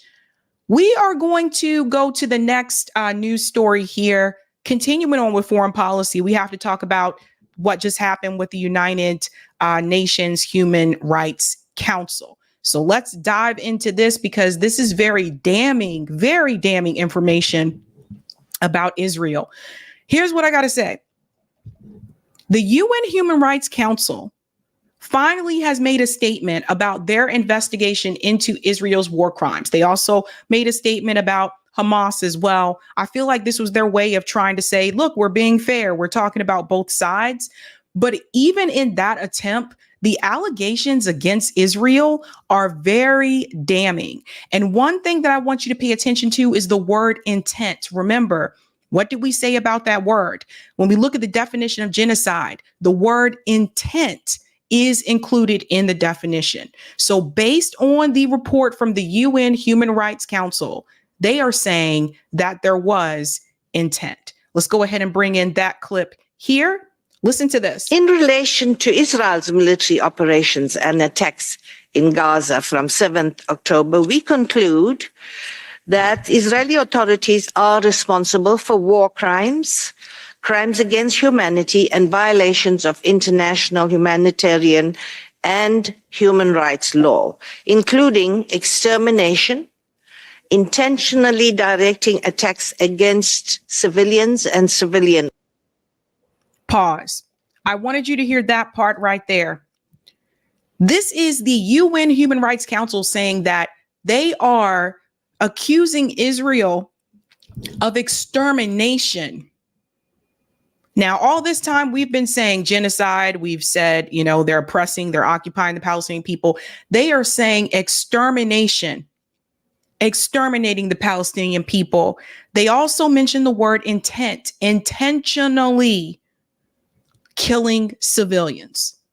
That is huge. I'll let her go on here. Objects, murder, or willful killing, using starvation as a method of war, forcible transfer, gender persecution targeting Palestinian men and boys, sexual and gender-based violence amounting to torture, and cruel or inhuman treatment.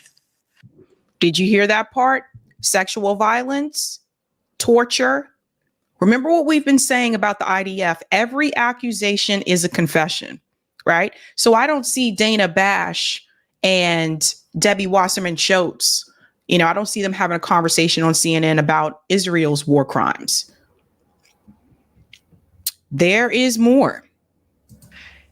Israel's total siege of the Gaza Strip has weaponized the provision of life-sustaining necessities for strategic and political gains, including through cutting off supplies of water, food, electricity, fuel, and other essential supplies, including humanitarian assistance. It constitutes collective punishment, disproportionately impacting pregnant women and persons with disabilities, and is causing grave harm to children, including starvation-related deaths. Pregnant women and disabled people as well. They said that Israel is using starvation as a tool. So all of the claims that you hear from Israel that they said, well, Hamas, they're the ones looting the food. And luckily, we have had video footage on this channel to show you that no, it was Israel actually blocking the food, the aid from getting in to the people of Gaza. They were intentionally starving those people. So shout out to everybody on the ground, all the journalists that were on the ground in Gaza that were able to capture that footage, because otherwise it would just be our word against theirs, right? We found that the immense numbers of civilian casualties in Gaza and widespread destruction of civilian objects and infrastructure were the inevitable result of an intentional strategy to cause maximum damage, disregarding the legal obligations of distinction, proportionality, and adequate precautions. Israel also forcibly transferred almost the entire population into small enclosures that are unsafe and uninhabitable. The deliberate use of heavy weapons with large destructive capacity in densely populated areas constitutes an intentional and direct attack on the civilian. Okay, so I want to go in a little bit further here because, again, that is at Geneva. That is a damning statement from the UN Human Rights Council. Now, Nico had a way of, he's delved a little bit deeper into this. I wanted you to see this because also I think these hotspot videos are pretty based. Nico said an independent UN commission put out a damning report that has led the UN to conclude that Israel isn't just guilty of genocide, but also guilty of participating in the total extermination. And I think that's the word that has been heard around the world. Check this out. A damning report put together by an independent UN commission to investigate the crimes of Israel that they've committed in Gaza since October 7th has somehow made Israel look more evil than we already know them to be. The report was put together by the Independent International Commission of Inquiry on the Occupied Palestinian Territory. Their goal in this particular report was to investigate potential human rights violations and war crimes potentially committed by both Israel and Palestinian, specifically Hamas militants. Their conclusion? The report concluded that Israel has been conducting a campaign of extermination against the Palestinian people. Yeah, you heard me correctly. This report concludes that Israel has graduated from genocide and has moved on to outright extermination. Now, you guys know how huge that is? That's what I was saying. We have been using the word genocide, but they have now actually upgraded that word to extermination. you know a Zionist is gonna be out there in my comment section somewhere saying, nah, they being hyperbolic. All right, let's look at the facts. First of all, it's important to note that the information I'm about to give you isn't even the full scope of the crimes committed by Israel, because the commission mostly focused on October 7th from December 31st, and we all know shit has gotten way worse since December. The report also says that even though we know there's a lot of traits that we can point to point out the uniqueness of the destruction being wreaked by Israel, the main one is the fact that 1.7 million Palestinians out of the 2 million living in Gaza have been displaced by this onslaught. They also point out that between 2005 and 2023, all of the fatalities from all the conflicts between Palestine and Israel only equal to 1/10 of the total fatalities that have taken place since October 7th. But if you listen to mainstream media and you listen to them tell the story, they will make it seem like Israel is they have had the most destruction. They have had the most atrocities. I think all of us with a brain know that is not true. But this is what is really important. So now you get to see there is more evidence that shows you that mainstream media has been running cover for Israel. And that's just another way to let you know you cannot trust mainstream media. But now we have more information. And what's important is that this was an independent investigation. The number of times the State Department officials will tell you that they told us they're investigating that. They're looking into that, right? That is just like the police department investigating their own department. You have to have an outside, non-biased, independent investigation into these crimes. And that is the only way you get the results that we received here. Israel's not going to tell on itself. Somehow Israel has also managed to increase the rate in which they specifically kill women and children in this conflict as compared to other conflicts in the past. They concluded that Israel even adjusted its targeting approach since October 7th. For example, on October 10th, an ISF spokesperson said that this situation we're in now, we even need to use different language and terminology. That same spokesperson said if there's even an inkling of intelligence, they attack. Israel's defense minister said, Gaza will never be the same. All restraints are off. We use everything. These statements obviously indicate that these leaders were more preoccupied with destroying Gaza rather than retaliating against Hamas or retrieving their hostages. Furthermore, despite the proportion of Hamas militants in a given area, allegedly, compared to the civilian population, and given the language use of Israel, like saying things like, they are embedded, human shields, etc., etc. The commission concluded that this language was intentional and it was used to give the ISF blanket authorization to target civilian locations widely and indiscriminately. There's that word again, intentional. Then you have to think about the fact that they were sent we were talking about the cluster bombs, the way that they were bombing the people. They basically took a large population, packed them into a more smaller, densely packed area than they were already in, where obviously if you're going to strike that area, civilians are going to be killed. That was all intentional. There are videos of IDF soldiers shooting dogs. I guess the dog is Hamas too, right? The commission also found out that the Israeli government actually participated in violence against territories and Palestinian communities, specifically in the West Bank, where they killed 500 Palestinians since October 7th. Now, that might sound a little bit strange to you because we've been told that this is all about getting the hostages back and getting Hamas. And there is no Hamas in the West Bank. There you go right there. I don't know, LaShondra. Those dogs didn't do a damn thing. But listen to what he's saying here. Hamas is not in the West Bank, right? Hamas is in Gaza. Gaza is over here. The West Bank is over here right next to Jordan. So them targeting and killing hundreds of people, hundreds of Palestinians in the West Bank, there was no excuse for that, for them to say, well, they were just using them as human shields. Hamas is not in the West Bank. They know this. So that was another damning thing. We've been seeing this happen for quite some time, right? But Israel has not been held accountable. They have been able to behave this way because the US government defends them and backs them. And honestly, Western allies do too.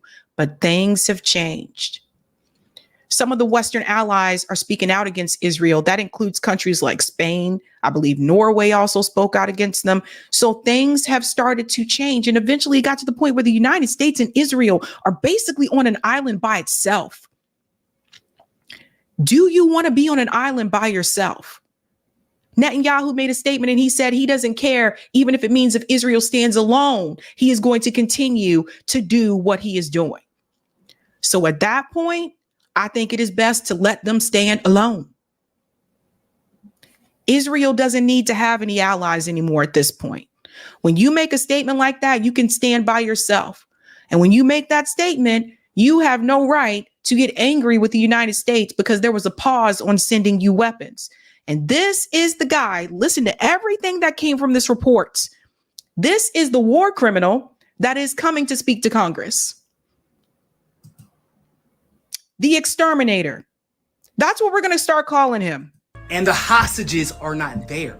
So why is the Israeli government using October 7th to justify killing 500 Palestinians in a place that had nothing to do with Hamas, the hostages, or October 7th? So to be clear, when the UN chose to address Israel's actions as extermination, it wasn't hyperbole. It's extermination to such an extent that they ended up killing people in the West Bank that had nothing to do with the conflict in Gaza. And of course, this commission said that Israel was making their grandest attempt to block them from investigating the situation, which I find ironic because I distinctly remember Israel trying to bring every single influential and powerful Zionist they could find to come look at the proof of the crimes committed by Hamas on October 7th to justify the extermination that Israel is now participating in. But when it was time for them to get investigated, all of a sudden, no, I gotta go away, turn the cameras off, cameras off. Really, bro? If Israel truly felt justified in that they weren't committing war crimes, they wouldn't be trying so hard to hide the crimes that they're committing. But this independent report found that Israel is responsible for war crimes of murder, intentionally directing attacks against civilians, sexual violence, starvation, and many other crimes against humanity. So I guess if I was trying to justify genocide by playing victim and calling the other side barbaric, I guess I wouldn't want anybody to investigate me either if they're going to find out I'm actually guilty of everything I'm accusing my adversary of doing. Always remember, every accusation is a confession. Like Israel is doing right now. But that's just me, though. I don't know. Follow Hotspot on Twitter. If you're not following Nico or my comrade Nick from RBN, make sure you follow them on Twitter as well. They put out these Hotspot banger videos. They're really good. I love these videos. But this is something I wanted you to see as well. This guy, if I believe correctly, is a former soldier. This is what he said about the atrocities that Israel has been committing. I thought this was a very passionate video, so I do want you to hear what he says. His name is Johnny UTD, and he said, I had to get this off my chest. Them Palestinian children with their heads and brains missing has me snapped. We'll listen to some of this, not the whole thing, but hear this. Right, I have now fucking seen three Palestinian children with either their fucking heads missing or their brains missing. Children with their fucking heads missing. This isn't a conspiracy theory. This isn't fucking bullshit. This is not sensationalized headlines. This is real, actual footage of Palestinian children with their fucking heads missing. Understand that. This isn't a joke. Humanity needs to rise up. We need to fucking rise up and do something. Children with their heads are missing. It's crazy. It is crazy what is going on in Palestine. Children are getting decapitated, for fuck's sake. It's not a joke. You still get Zionists defending this shit. It's indefensible. Children with their heads missing. People gotta wake up. Fuck your ideologies and your fucking allegiances to religion or whatever it is. Where's your allegiance to truth? Where's your allegiance to children? Where's your allegiance to the preservation of human fucking life? When you're seeing kids with their heads missing, something's fucking going wrong. Something's going seriously wrong. It's barbaric. What Israel is doing is barbaric. They don't give a fuck about children's lives. I can't believe what I'm witnessing. The last 9 months that I've seen in Israel has changed me forever. What they've done to Palestinians is the biggest crime of humanity. It's disgusting. It makes me feel sick. It makes me feel guilty that I ain't done enough. People have got to rise up. We as a worldwide humanity, we need to rise up and do something more about this. It's got to stop. This tyranny, this slaughter against Palestinian people must stop. I can't believe I've seen 3 children with their heads or their brains missing. Not to mention all the dismembered bodies, all the bodies blown to bits, the fucking life-changing injuries, the psychological damage. All of this is going on every fucking day. We got told October 7th that heads were cut off. Lies, all lies. We got told people were raped. Lies, more lies. We got told babies were burned in ovens. More lies. It's all lies. Lie after lie after lie to perpetuate the slaughter and the oppression of the Palestinian people. And I've had enough. I can't believe I had to witness little children like 4, 5, 6-year-old with their fucking heads missing. I don't care whether your allegiance to Allah, to Islam, to Judaism, or infinity. I don't care. I don't care anymore. Where's your allegiance to the humanity? Where's your allegiance to suffering and to the truth? Yeah, very powerful there. Very powerful. And it's really disgusting to me. And this is why sometimes I can't be on Twitter for too much during the day, because to see some of the things that Zionists are saying, they don't care about those kids being killed, but just very disgusting, hateful, nasty things. And you have to be one cold person, you know, and just a hateful person to not care about a child. It's disgusting.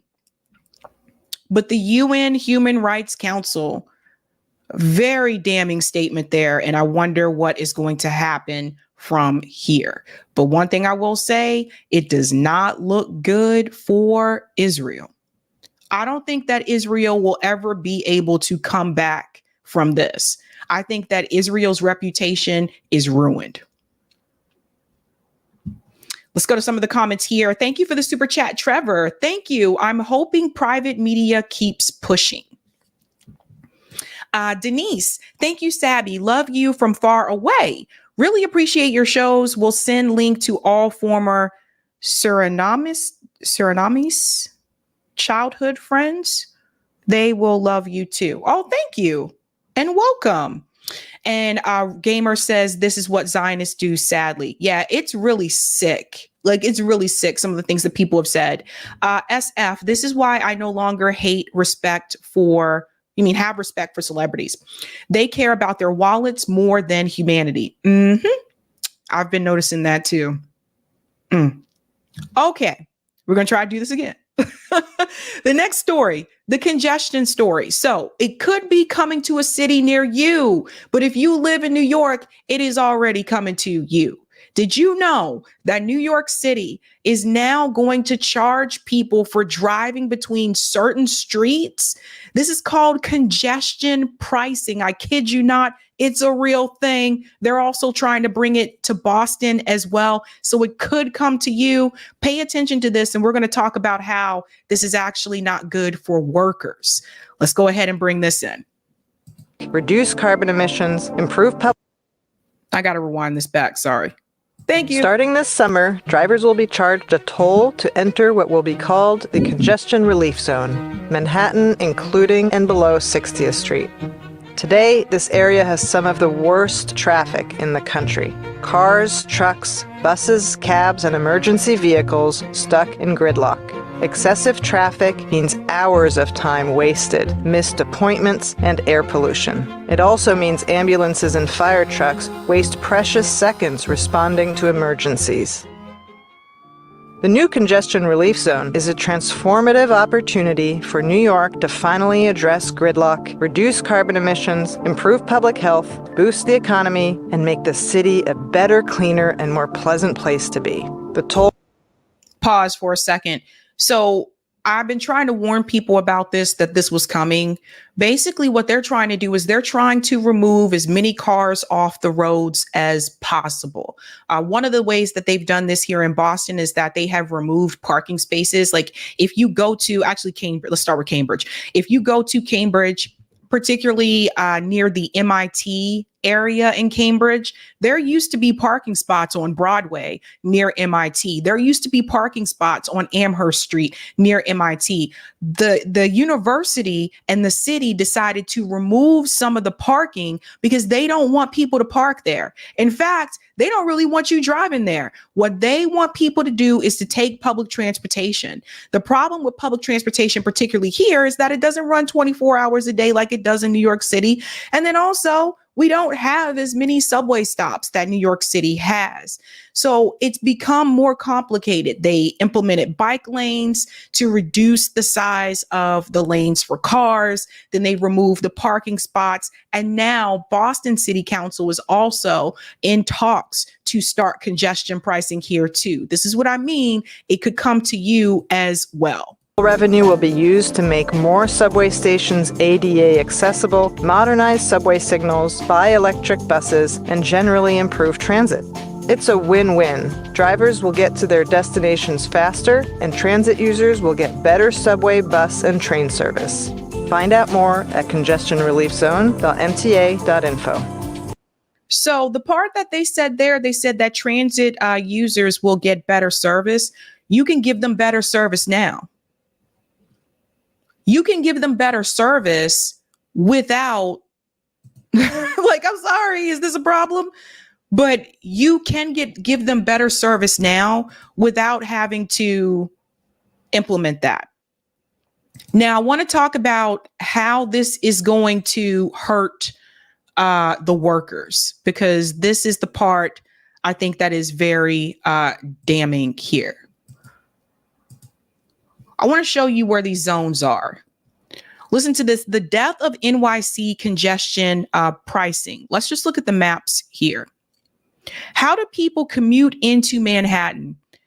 50% take the subway. So the yellow areas, that means that they're taking the subway right around here, right? The green dots are car, truck, and motorcycles. That's 15%. So what this shows you is that even in a city like New York, okay, not everyone is taking public transportation. Some people still have to either take their car, their truck, or motorcycle into the city. Now I want to explain to you why that is. I've lived in New York. And there are certain parts of New York that are not easily accessible to public transportation. If you talk to people that live in Queens, and Queens is huge, by the way, you guys know Queens is freaking huge. There are certain parts of Queens that do not have access to the subway. That's why it's not uncommon for people in Queens to have a car. Even when I lived in Brooklyn, I remember my street was still lined with cars. So depending on where you're going to work and depending on the public transportation that's available to you, it still may be easier for you to drive than to take public transportation. So again, this is assuming that everyone has access to public transportation, which they don't, even in New York City. In fact, in most cities in the United States, most Americans still drive to work. Now let's look at another chart. Move this down here. Transit commuters by metropolitan area. 45% of America's transit commuters live in New York and 1/3 live in the city itself. So you can just see this with your own eyes, right? So New York City, the largest amount of public transit users, next to Chicago, Boston, DC, LA, San Francisco, and Philly. So this goes to show you across the United States, we just don't have a robust public transportation system here. And part of that has to do with infrastructure.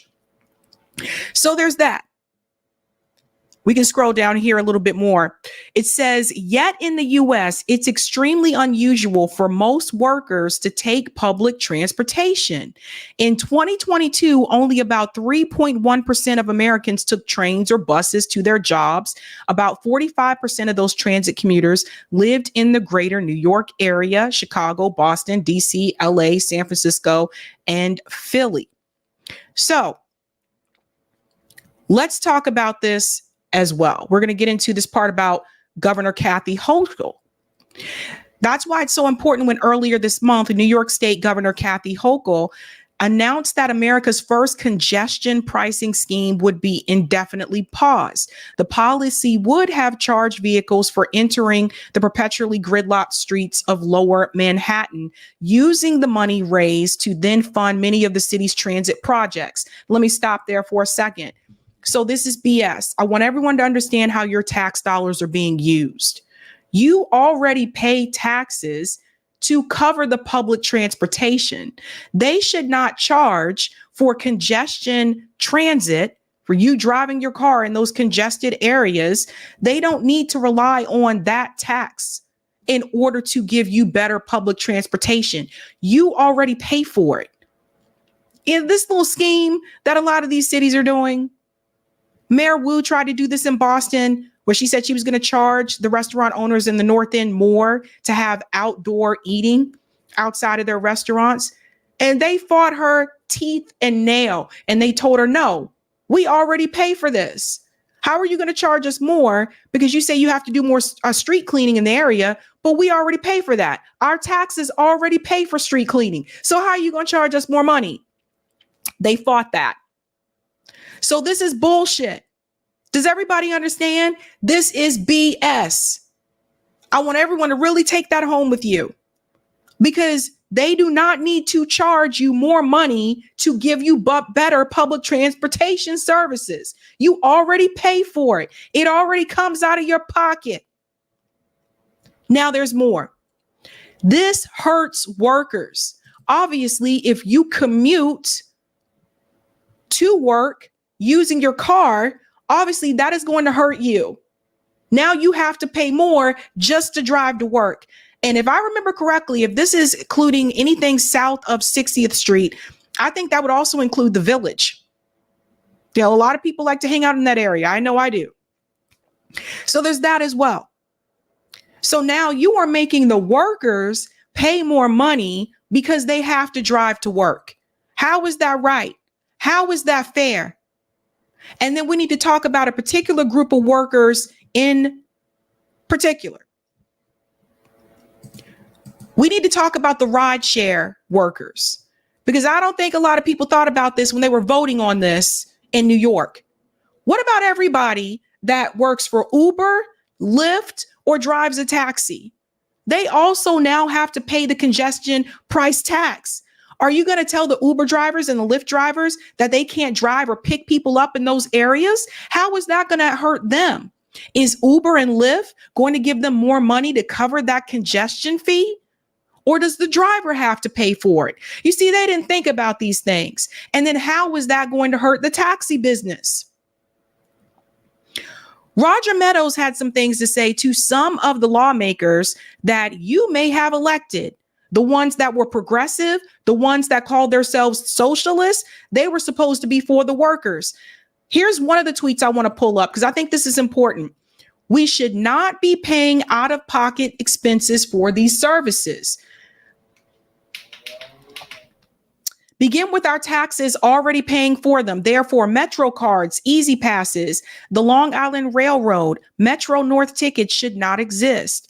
On top of that, look at where we fall on the map. It shows you we have the money. Maybe they should think of auditing the MTA to divert that money away from bureaucrats' pockets and paying off special interests and have it go to infrastructure instead. This is the tax burden. Everybody needs to see this.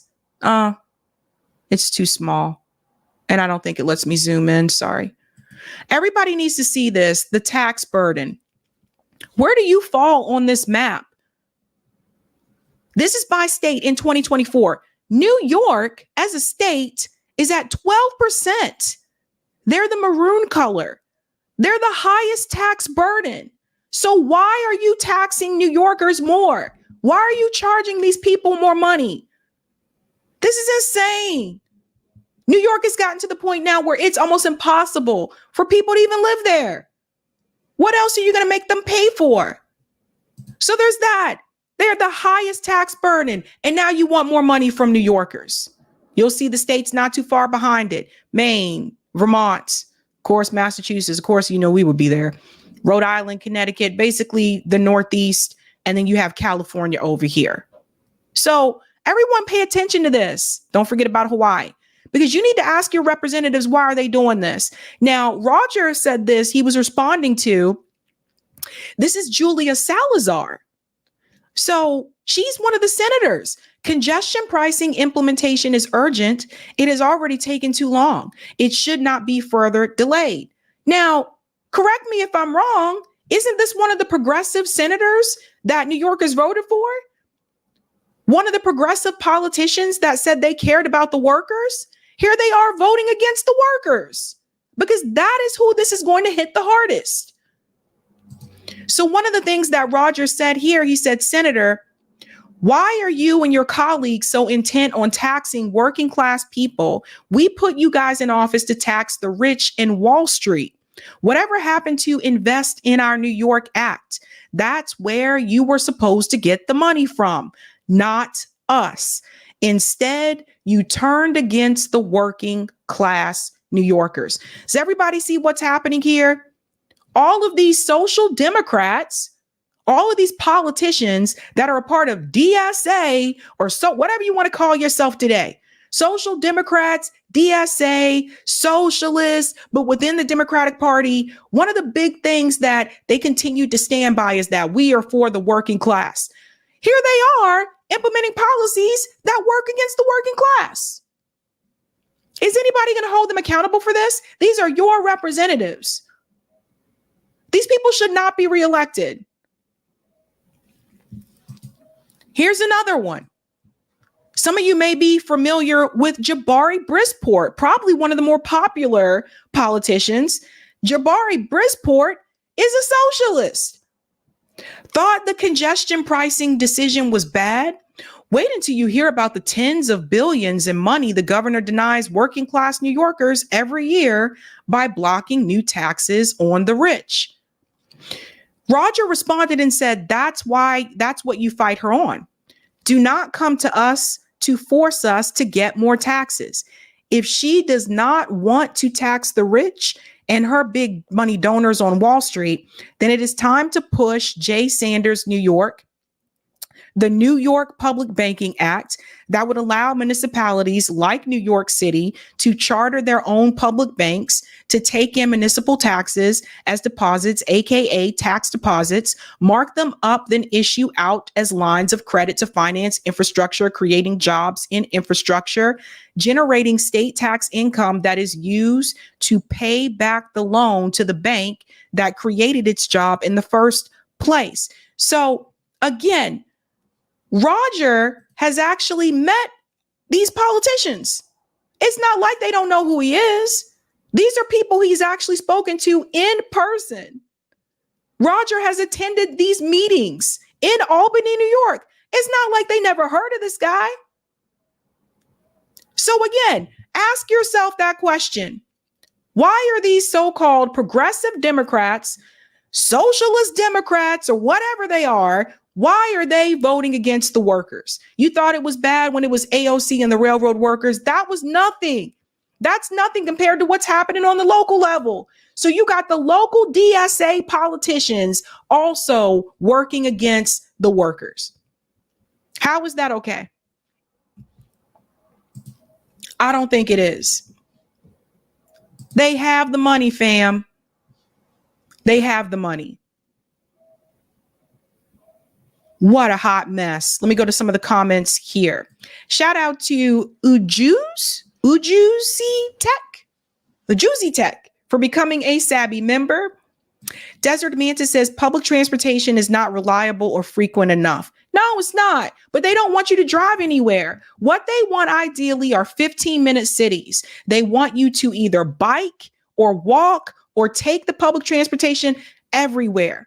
We don't even have the infrastructure in place. And two, we don't have enough public transportation, to Desert Mantis's point. Julia, thank you for the super chat. NYC postponed it for now. It shouldn't happen at all. It shouldn't happen, period. You guys have got to tell your representatives that the city already has the money for this. They already take money from you. Thank you for the super chat, Laner. Jacubita. She shared me your YouTube channel. Oh, well, thank you and welcome. Thank you for the super chat, Sir Bikes a Lot Day. According to Streets blog, Hochul had put a hold on the congestion toll. Wish she would tax the rich to build the 2nd Avenue subway. Look up Donald Shoup. Right. You know how many millionaires live in New York City? There's probably some billionaires too. You know how many millionaires live in New York City? Why don't you make them pay for this stuff? They're making the workers pay for it. JB says all public transportation should be free at the point of service. I agree. And Dopa says in Canada, Toronto, they raise transit fees almost every year, but Toronto is a neoliberal town with the same problems and inventing new fees. I think they are invested in impoverishing working class. I hear you. Yeah, I've been to Toronto. It was incredibly expensive, I think. I was like, this place is just as expensive as New York. Gosh darn. All right, guys, quick announcement, and then we'll get to our final news story. If you want more Sabby later on, actually pretty quick later on, JB and I will be live, of course, on Revolutionary Blackout Network for our JB and Sabby show. We actually have a panel, a reparations panel called Why and How, and that is featuring Greg Marcel Dixon, Jamin Mason, and Khalif Mitchell. Come and check that out. It is reparations for ADOS. How does this repair America? And if you have questions, and I think a lot of you have had questions about this before, this will be your time to ask questions. When you come to this, watch this panel, you have questions about how would this be paid for? How would it work? Come ask those questions. But we're going to talk about solutions towards this as well. 5 p.m. Eastern time. Yeah. All right. Smash that like button if you haven't had a chance to do so. And we're moving on to our final story. So believe it or not, RFK Jr. finally decided to come onto TYT and have a robust discussion about his campaign. Of course, he had to sit down with Cenk Uygur. The topic I want to focus on for the interview is the discussion about Israel and Gaza, because RFK Jr. has some pretty cringe takes on the Palestinian people. And I noticed during this interview, he's trying to now walk back some of the things that he said before, but we don't forget on this show. We don't forget on this show.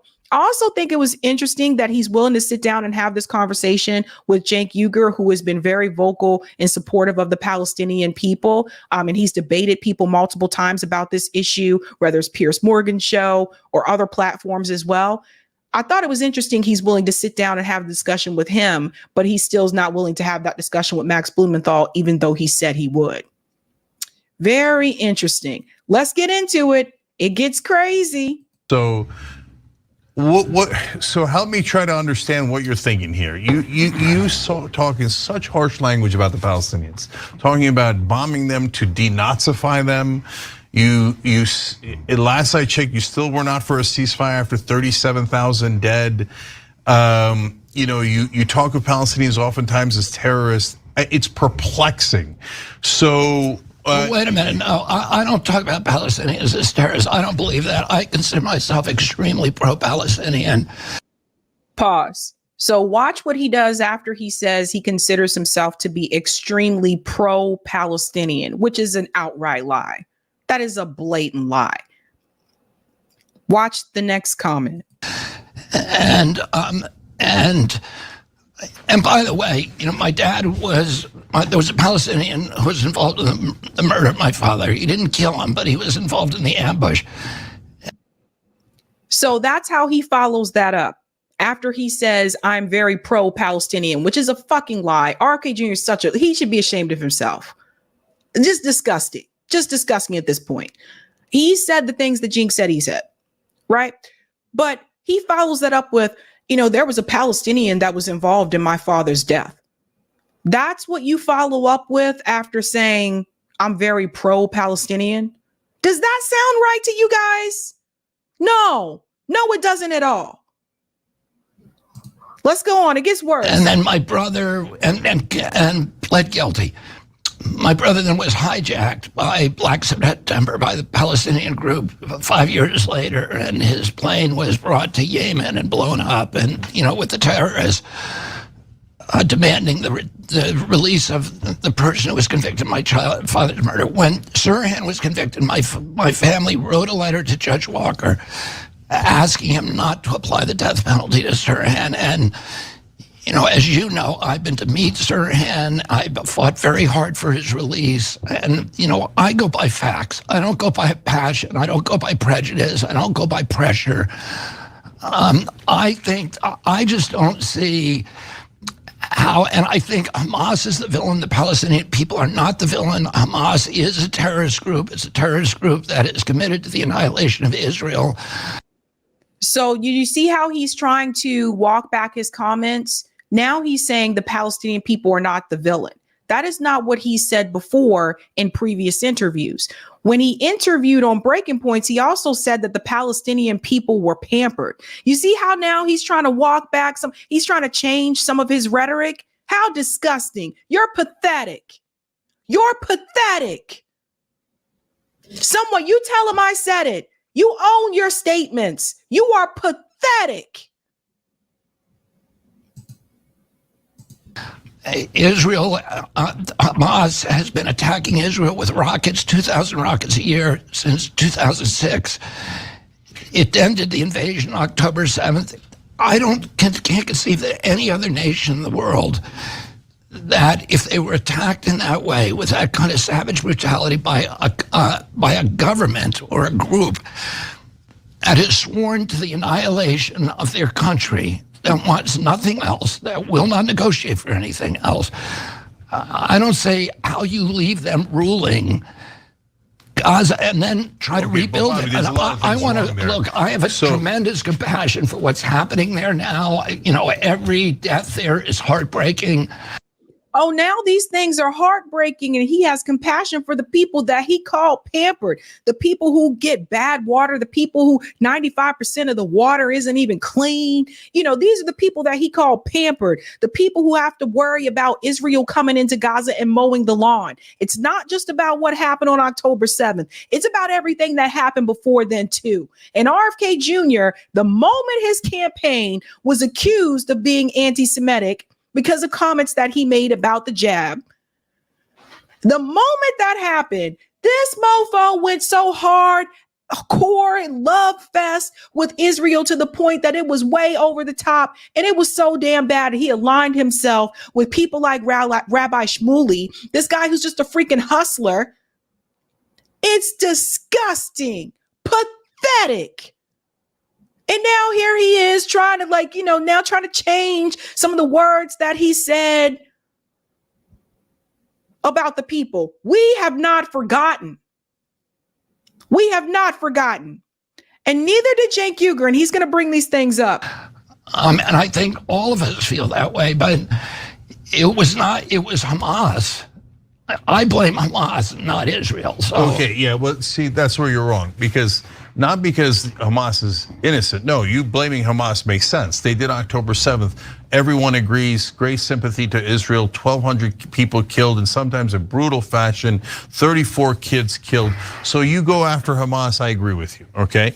But when Israel kills 30 times as many civilians, there's some point you can't keep saying, oh, Hamas made me keep killing all of your civilians. Golly gee, it was all an accident. I'm the most moral army on earth. I just happened to kill 30 times the number of civilians that Hamas did. And Hamas is a terrible terrorist organization. So at what point do you say this isn't defending yourself anymore? All of Gaza is destroyed. We all have eyes, we have ears. You know, we say that about Biden. Democrats say, oh no, he's a dynamo. Brother, we got eyes and ears. We can see that the guy can barely talk and walk, right? The MAGA guys say, oh, Trump never lies. Brother, we got eyes and ears. The guy lies all the time. You look at Gaza, they leveled the place. It's gone. And like 85% of them are homeless now. At what point do you draw a line, Bobby, and go, God damn it, that's enough, stop killing them? I would draw the line when Hamas lays down its weapons and says. So if Hamas doesn't lay down their weapons, now innocent Palestinian civilians held captive by both the Israel occupation for 57 years, brutal occupation. Okay, hold on, and Hamas, let's say. This is the part I want to pause at because I want to show you something that RFK Jr. does have a habit of doing when he has these interviews. Every time someone brings up the occupation, he starts to squirm in his seat. That is not something that he is particularly comfortable discussing. You can tell that, but it is true. It is an occupation. There is oppression. It is very clear that RFK Jr. has aligned himself with Zionist donors. You can see that if you look at the people who donated to him and that are actively like pro-Israel, calling the Palestinian people savages and all these different types of names. And you align yourself with that people and you got into bed with those people. And so now you are basically forced to stay there if you want them to continue donating money to your campaign, which at this point you'd have to ask yourself, what is even the point of this campaign anymore at this point? If you are to the right of Joe Biden on Israel, what is the point of your campaign? Somebody let me know. Somebody let me know. Because I don't see a difference here. I don't see a difference when it comes to foreign policy with RFK Jr. When it comes to Israel, I don't see a difference between him, Joe Biden, and Donald Trump. They're all Zionist. No difference. As I've told you from many months ago, this campaign is the illusion of a different choice. It's not a different choice. Thank you, Zach. Zach is correct. Cenk is doing a decent interview. I thought so too. When I saw that he was going to be on there, I was like, I hope he holds his feet to the fire. So all these people coming to me saying, what about RFK? No. There is no what about RFK. Stop it with the R and the F and the K. This guy is no different from Joe Biden and Donald Trump. He's a rich man who is very much a part of the establishment. can't stand the Palestinian people, kisses Rabbi Shmuley ass, lined his pockets with Zionist money, he is no different. And you would never see him on this show because I would tell him that to his face. You're not different. He wouldn't even be as far as he is if he didn't have the Kennedy name. And his numbers are starting to decrease because people are starting to see just how bad he is on this issue. Let's go on. Let's say Hamas. Let's say Hamas. Wait, no. Okay, so now, but Israel gets to kill as many Palestinians as they want for ad infinitum? No. Because, there's still a couple of Hamas guys left. Well, how do we know when all the Hamas guys are gone? So are you okay with 370,000 dead as long as there's a Hamas battalion left? Number one, Israel is not occupying Gaza. Israel, that's crazy. So, okay. Israel left Gaza in 2006 and Hamas took over Gaza in 2006. And but they don't control their borders, they don't control their water, their electricity, their power. Right, and well, first of all, so he agreed to what Cenk Uygur said. So he continues to parrot this lie that Israel is not occupying Gaza. The Palestinian people can't even leave Gaza freely. They have to get permission to exit the gates. You have a gate surrounding these people. Second of all, is a fence really a border? Is this fenced in area really a border? Legally? No, it is not.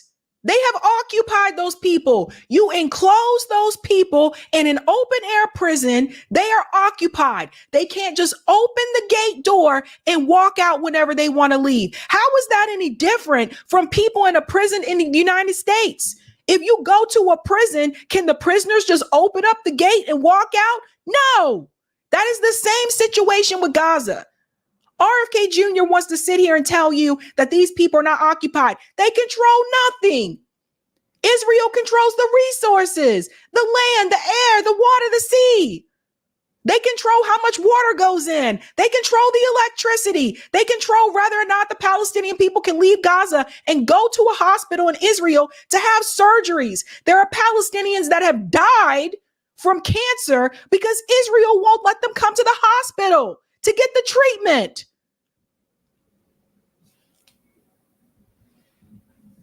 So how are they not occupied?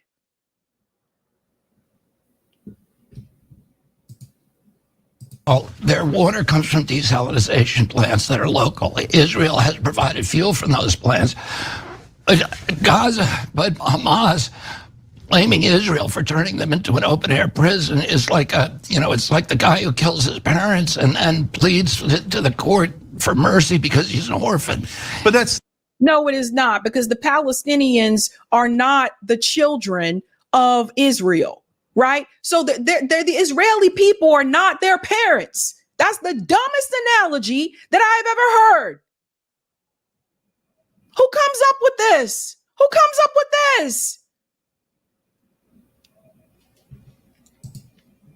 Yeah, Hamas and Palestinians are different, though. You can ignore everything Hamas says, but the Palestinians are definitely occupied. Israel has been brutally oppressing them for 57 years. Wait a minute, Jay. I mean, are they free? They're not free, are they, Bobby? They're definitely not free. People in Gaza or Palestinians? Palestinians in Gaza and West Bank, not remotely free. Right. But Palestinians, there are 1.3 or 2.3 million Palestinians in Israel. It's 17% of the population.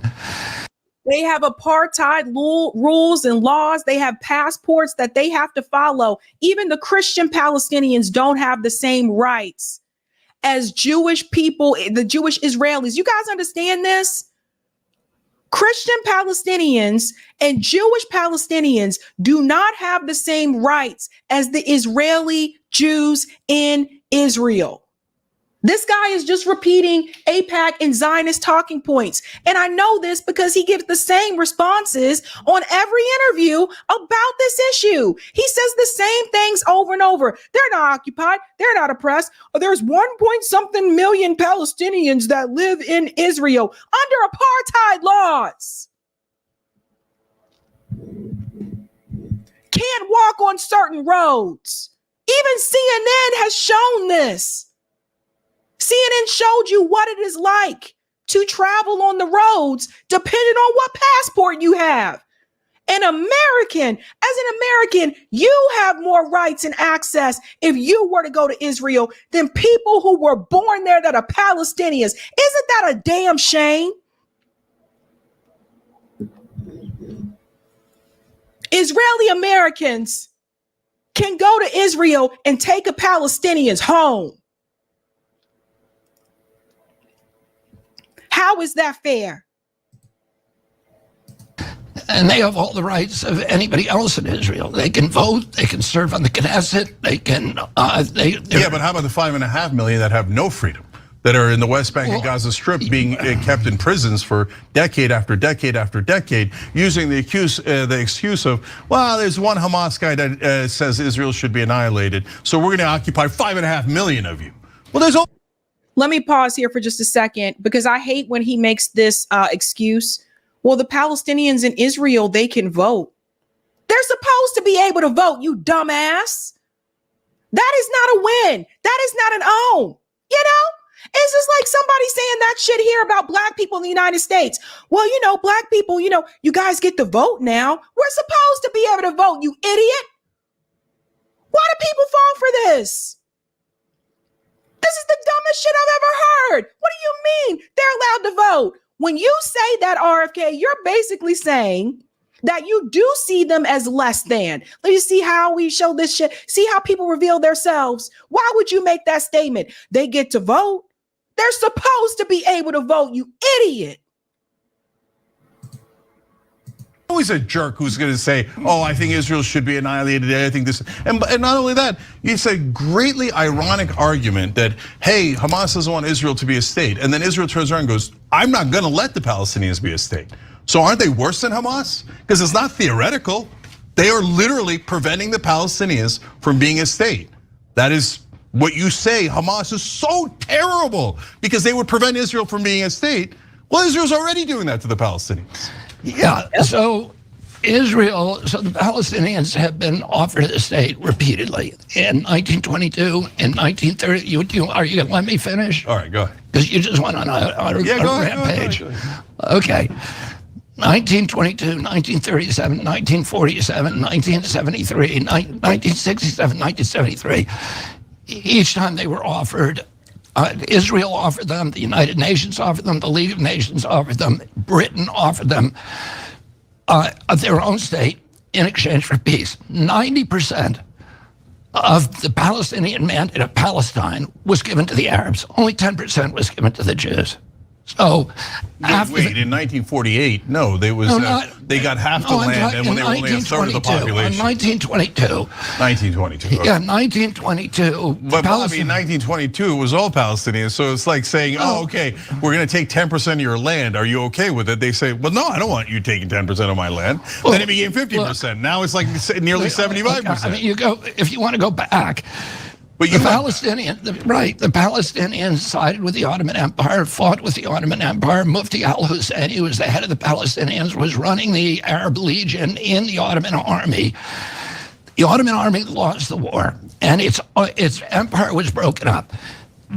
Under Woodrow Wilson's pressure, the League of Nations said, okay, all of these lands of the Ottoman Empire that were once run by the Ottomans are going to be divided up and given to the local people who live there.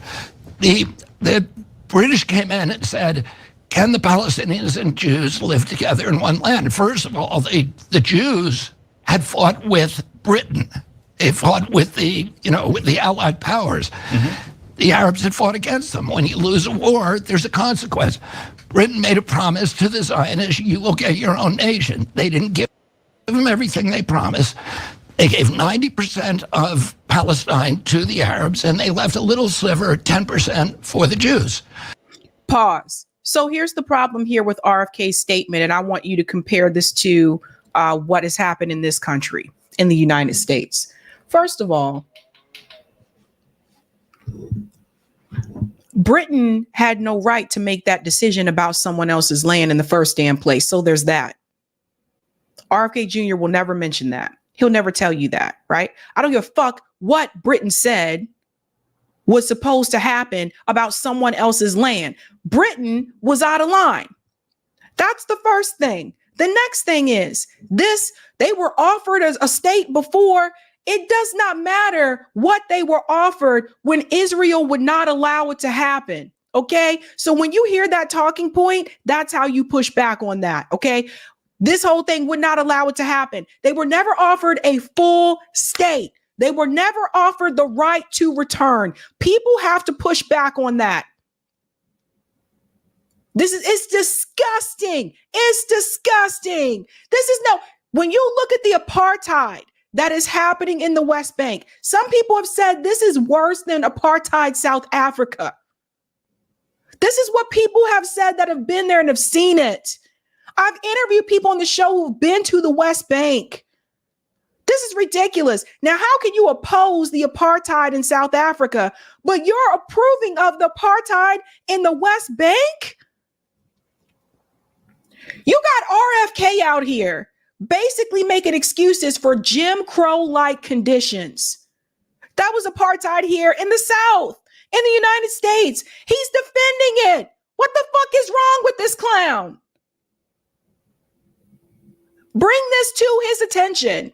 The next person that interviews RFK, you need to bring that to his attention. You are basically sitting here defending Jim Crow-like apartheid, which your family was supposedly against.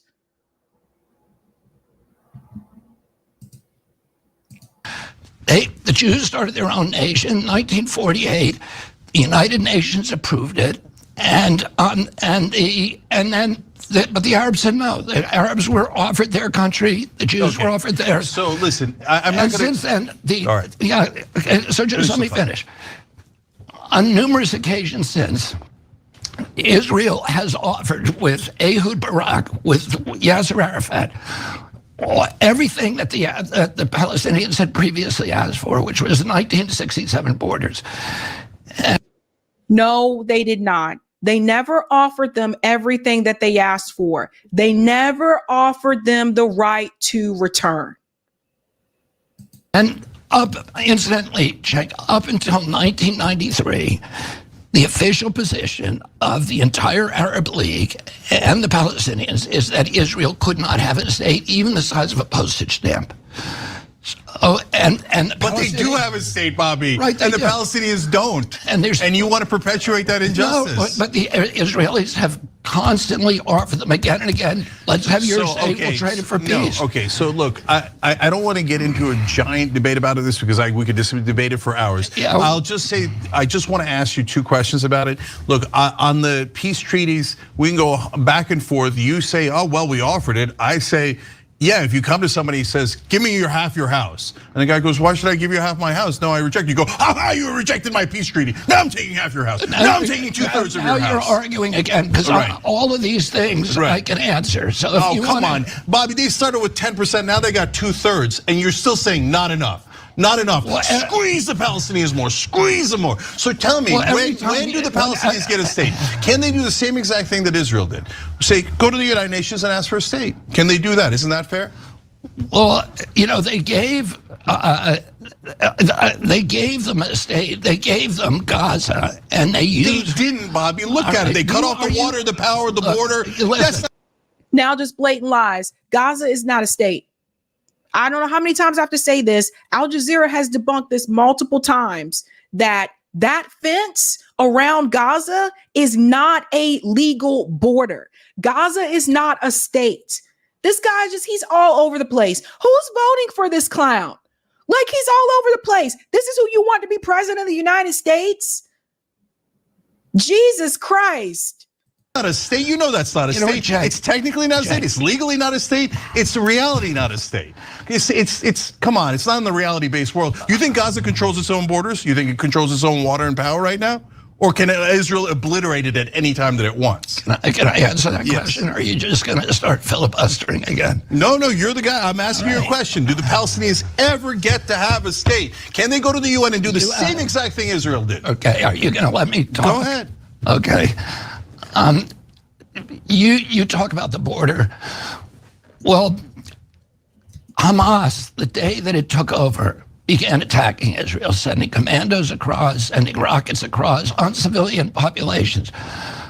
A lot of people say, I've heard many times, that Gaza is the most densely populated place in the world. That's not true. That's not even close to true. Tel Aviv is twice as densely populated. When I looked up the numbers for Tel Aviv, I think it said it was over 400,000 people living in Tel Aviv. Once upon a time, before a lot of them were killed, there were over 2 million people living in Gaza.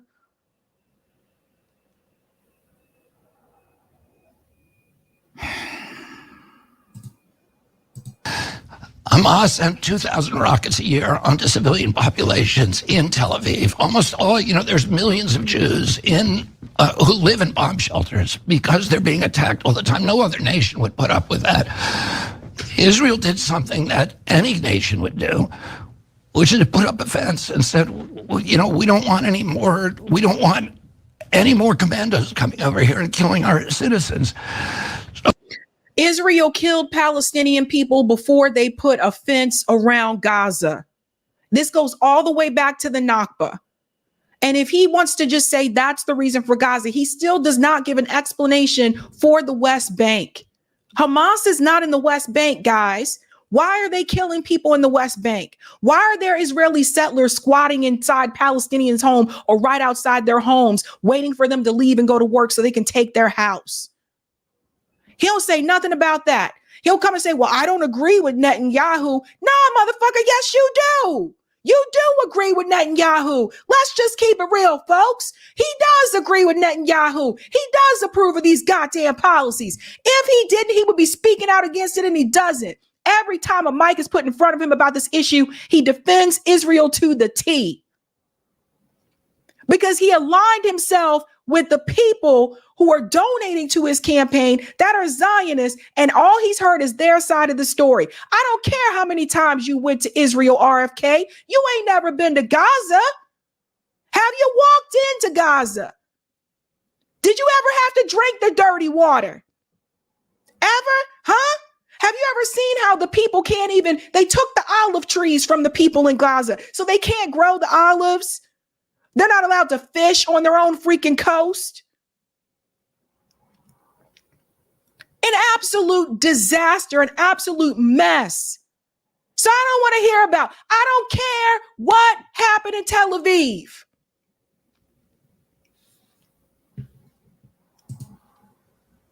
And then the Hamas complains, they're locking us in an open air prison.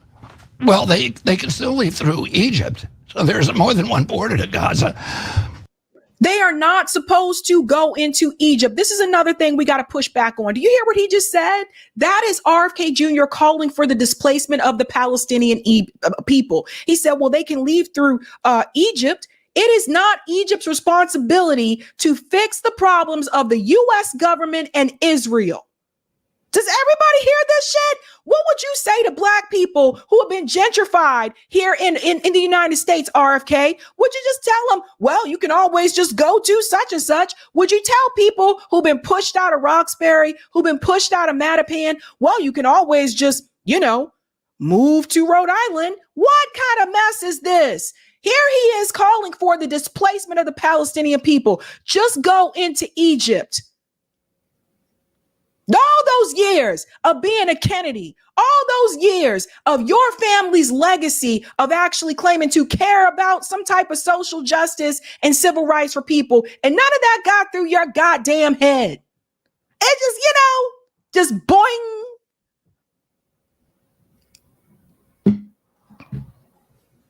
We'll wrap it up here. But the Israelis have said, we've done what any other nation would do, which is to put up a fence and say, and not only that, but Israel continued to supply water and fuel. They cannot get a state.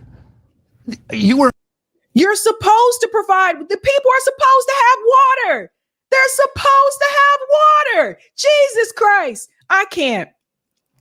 I thought I could get through more of this, but I can't. So he says, Israel continued to supply the water. You kick these people off of their land. You put them into Gaza. So most of them are actually refugees. Well, what do you mean? He said Israel supplied them water. They're supposed to give them water, you idiot. I can't.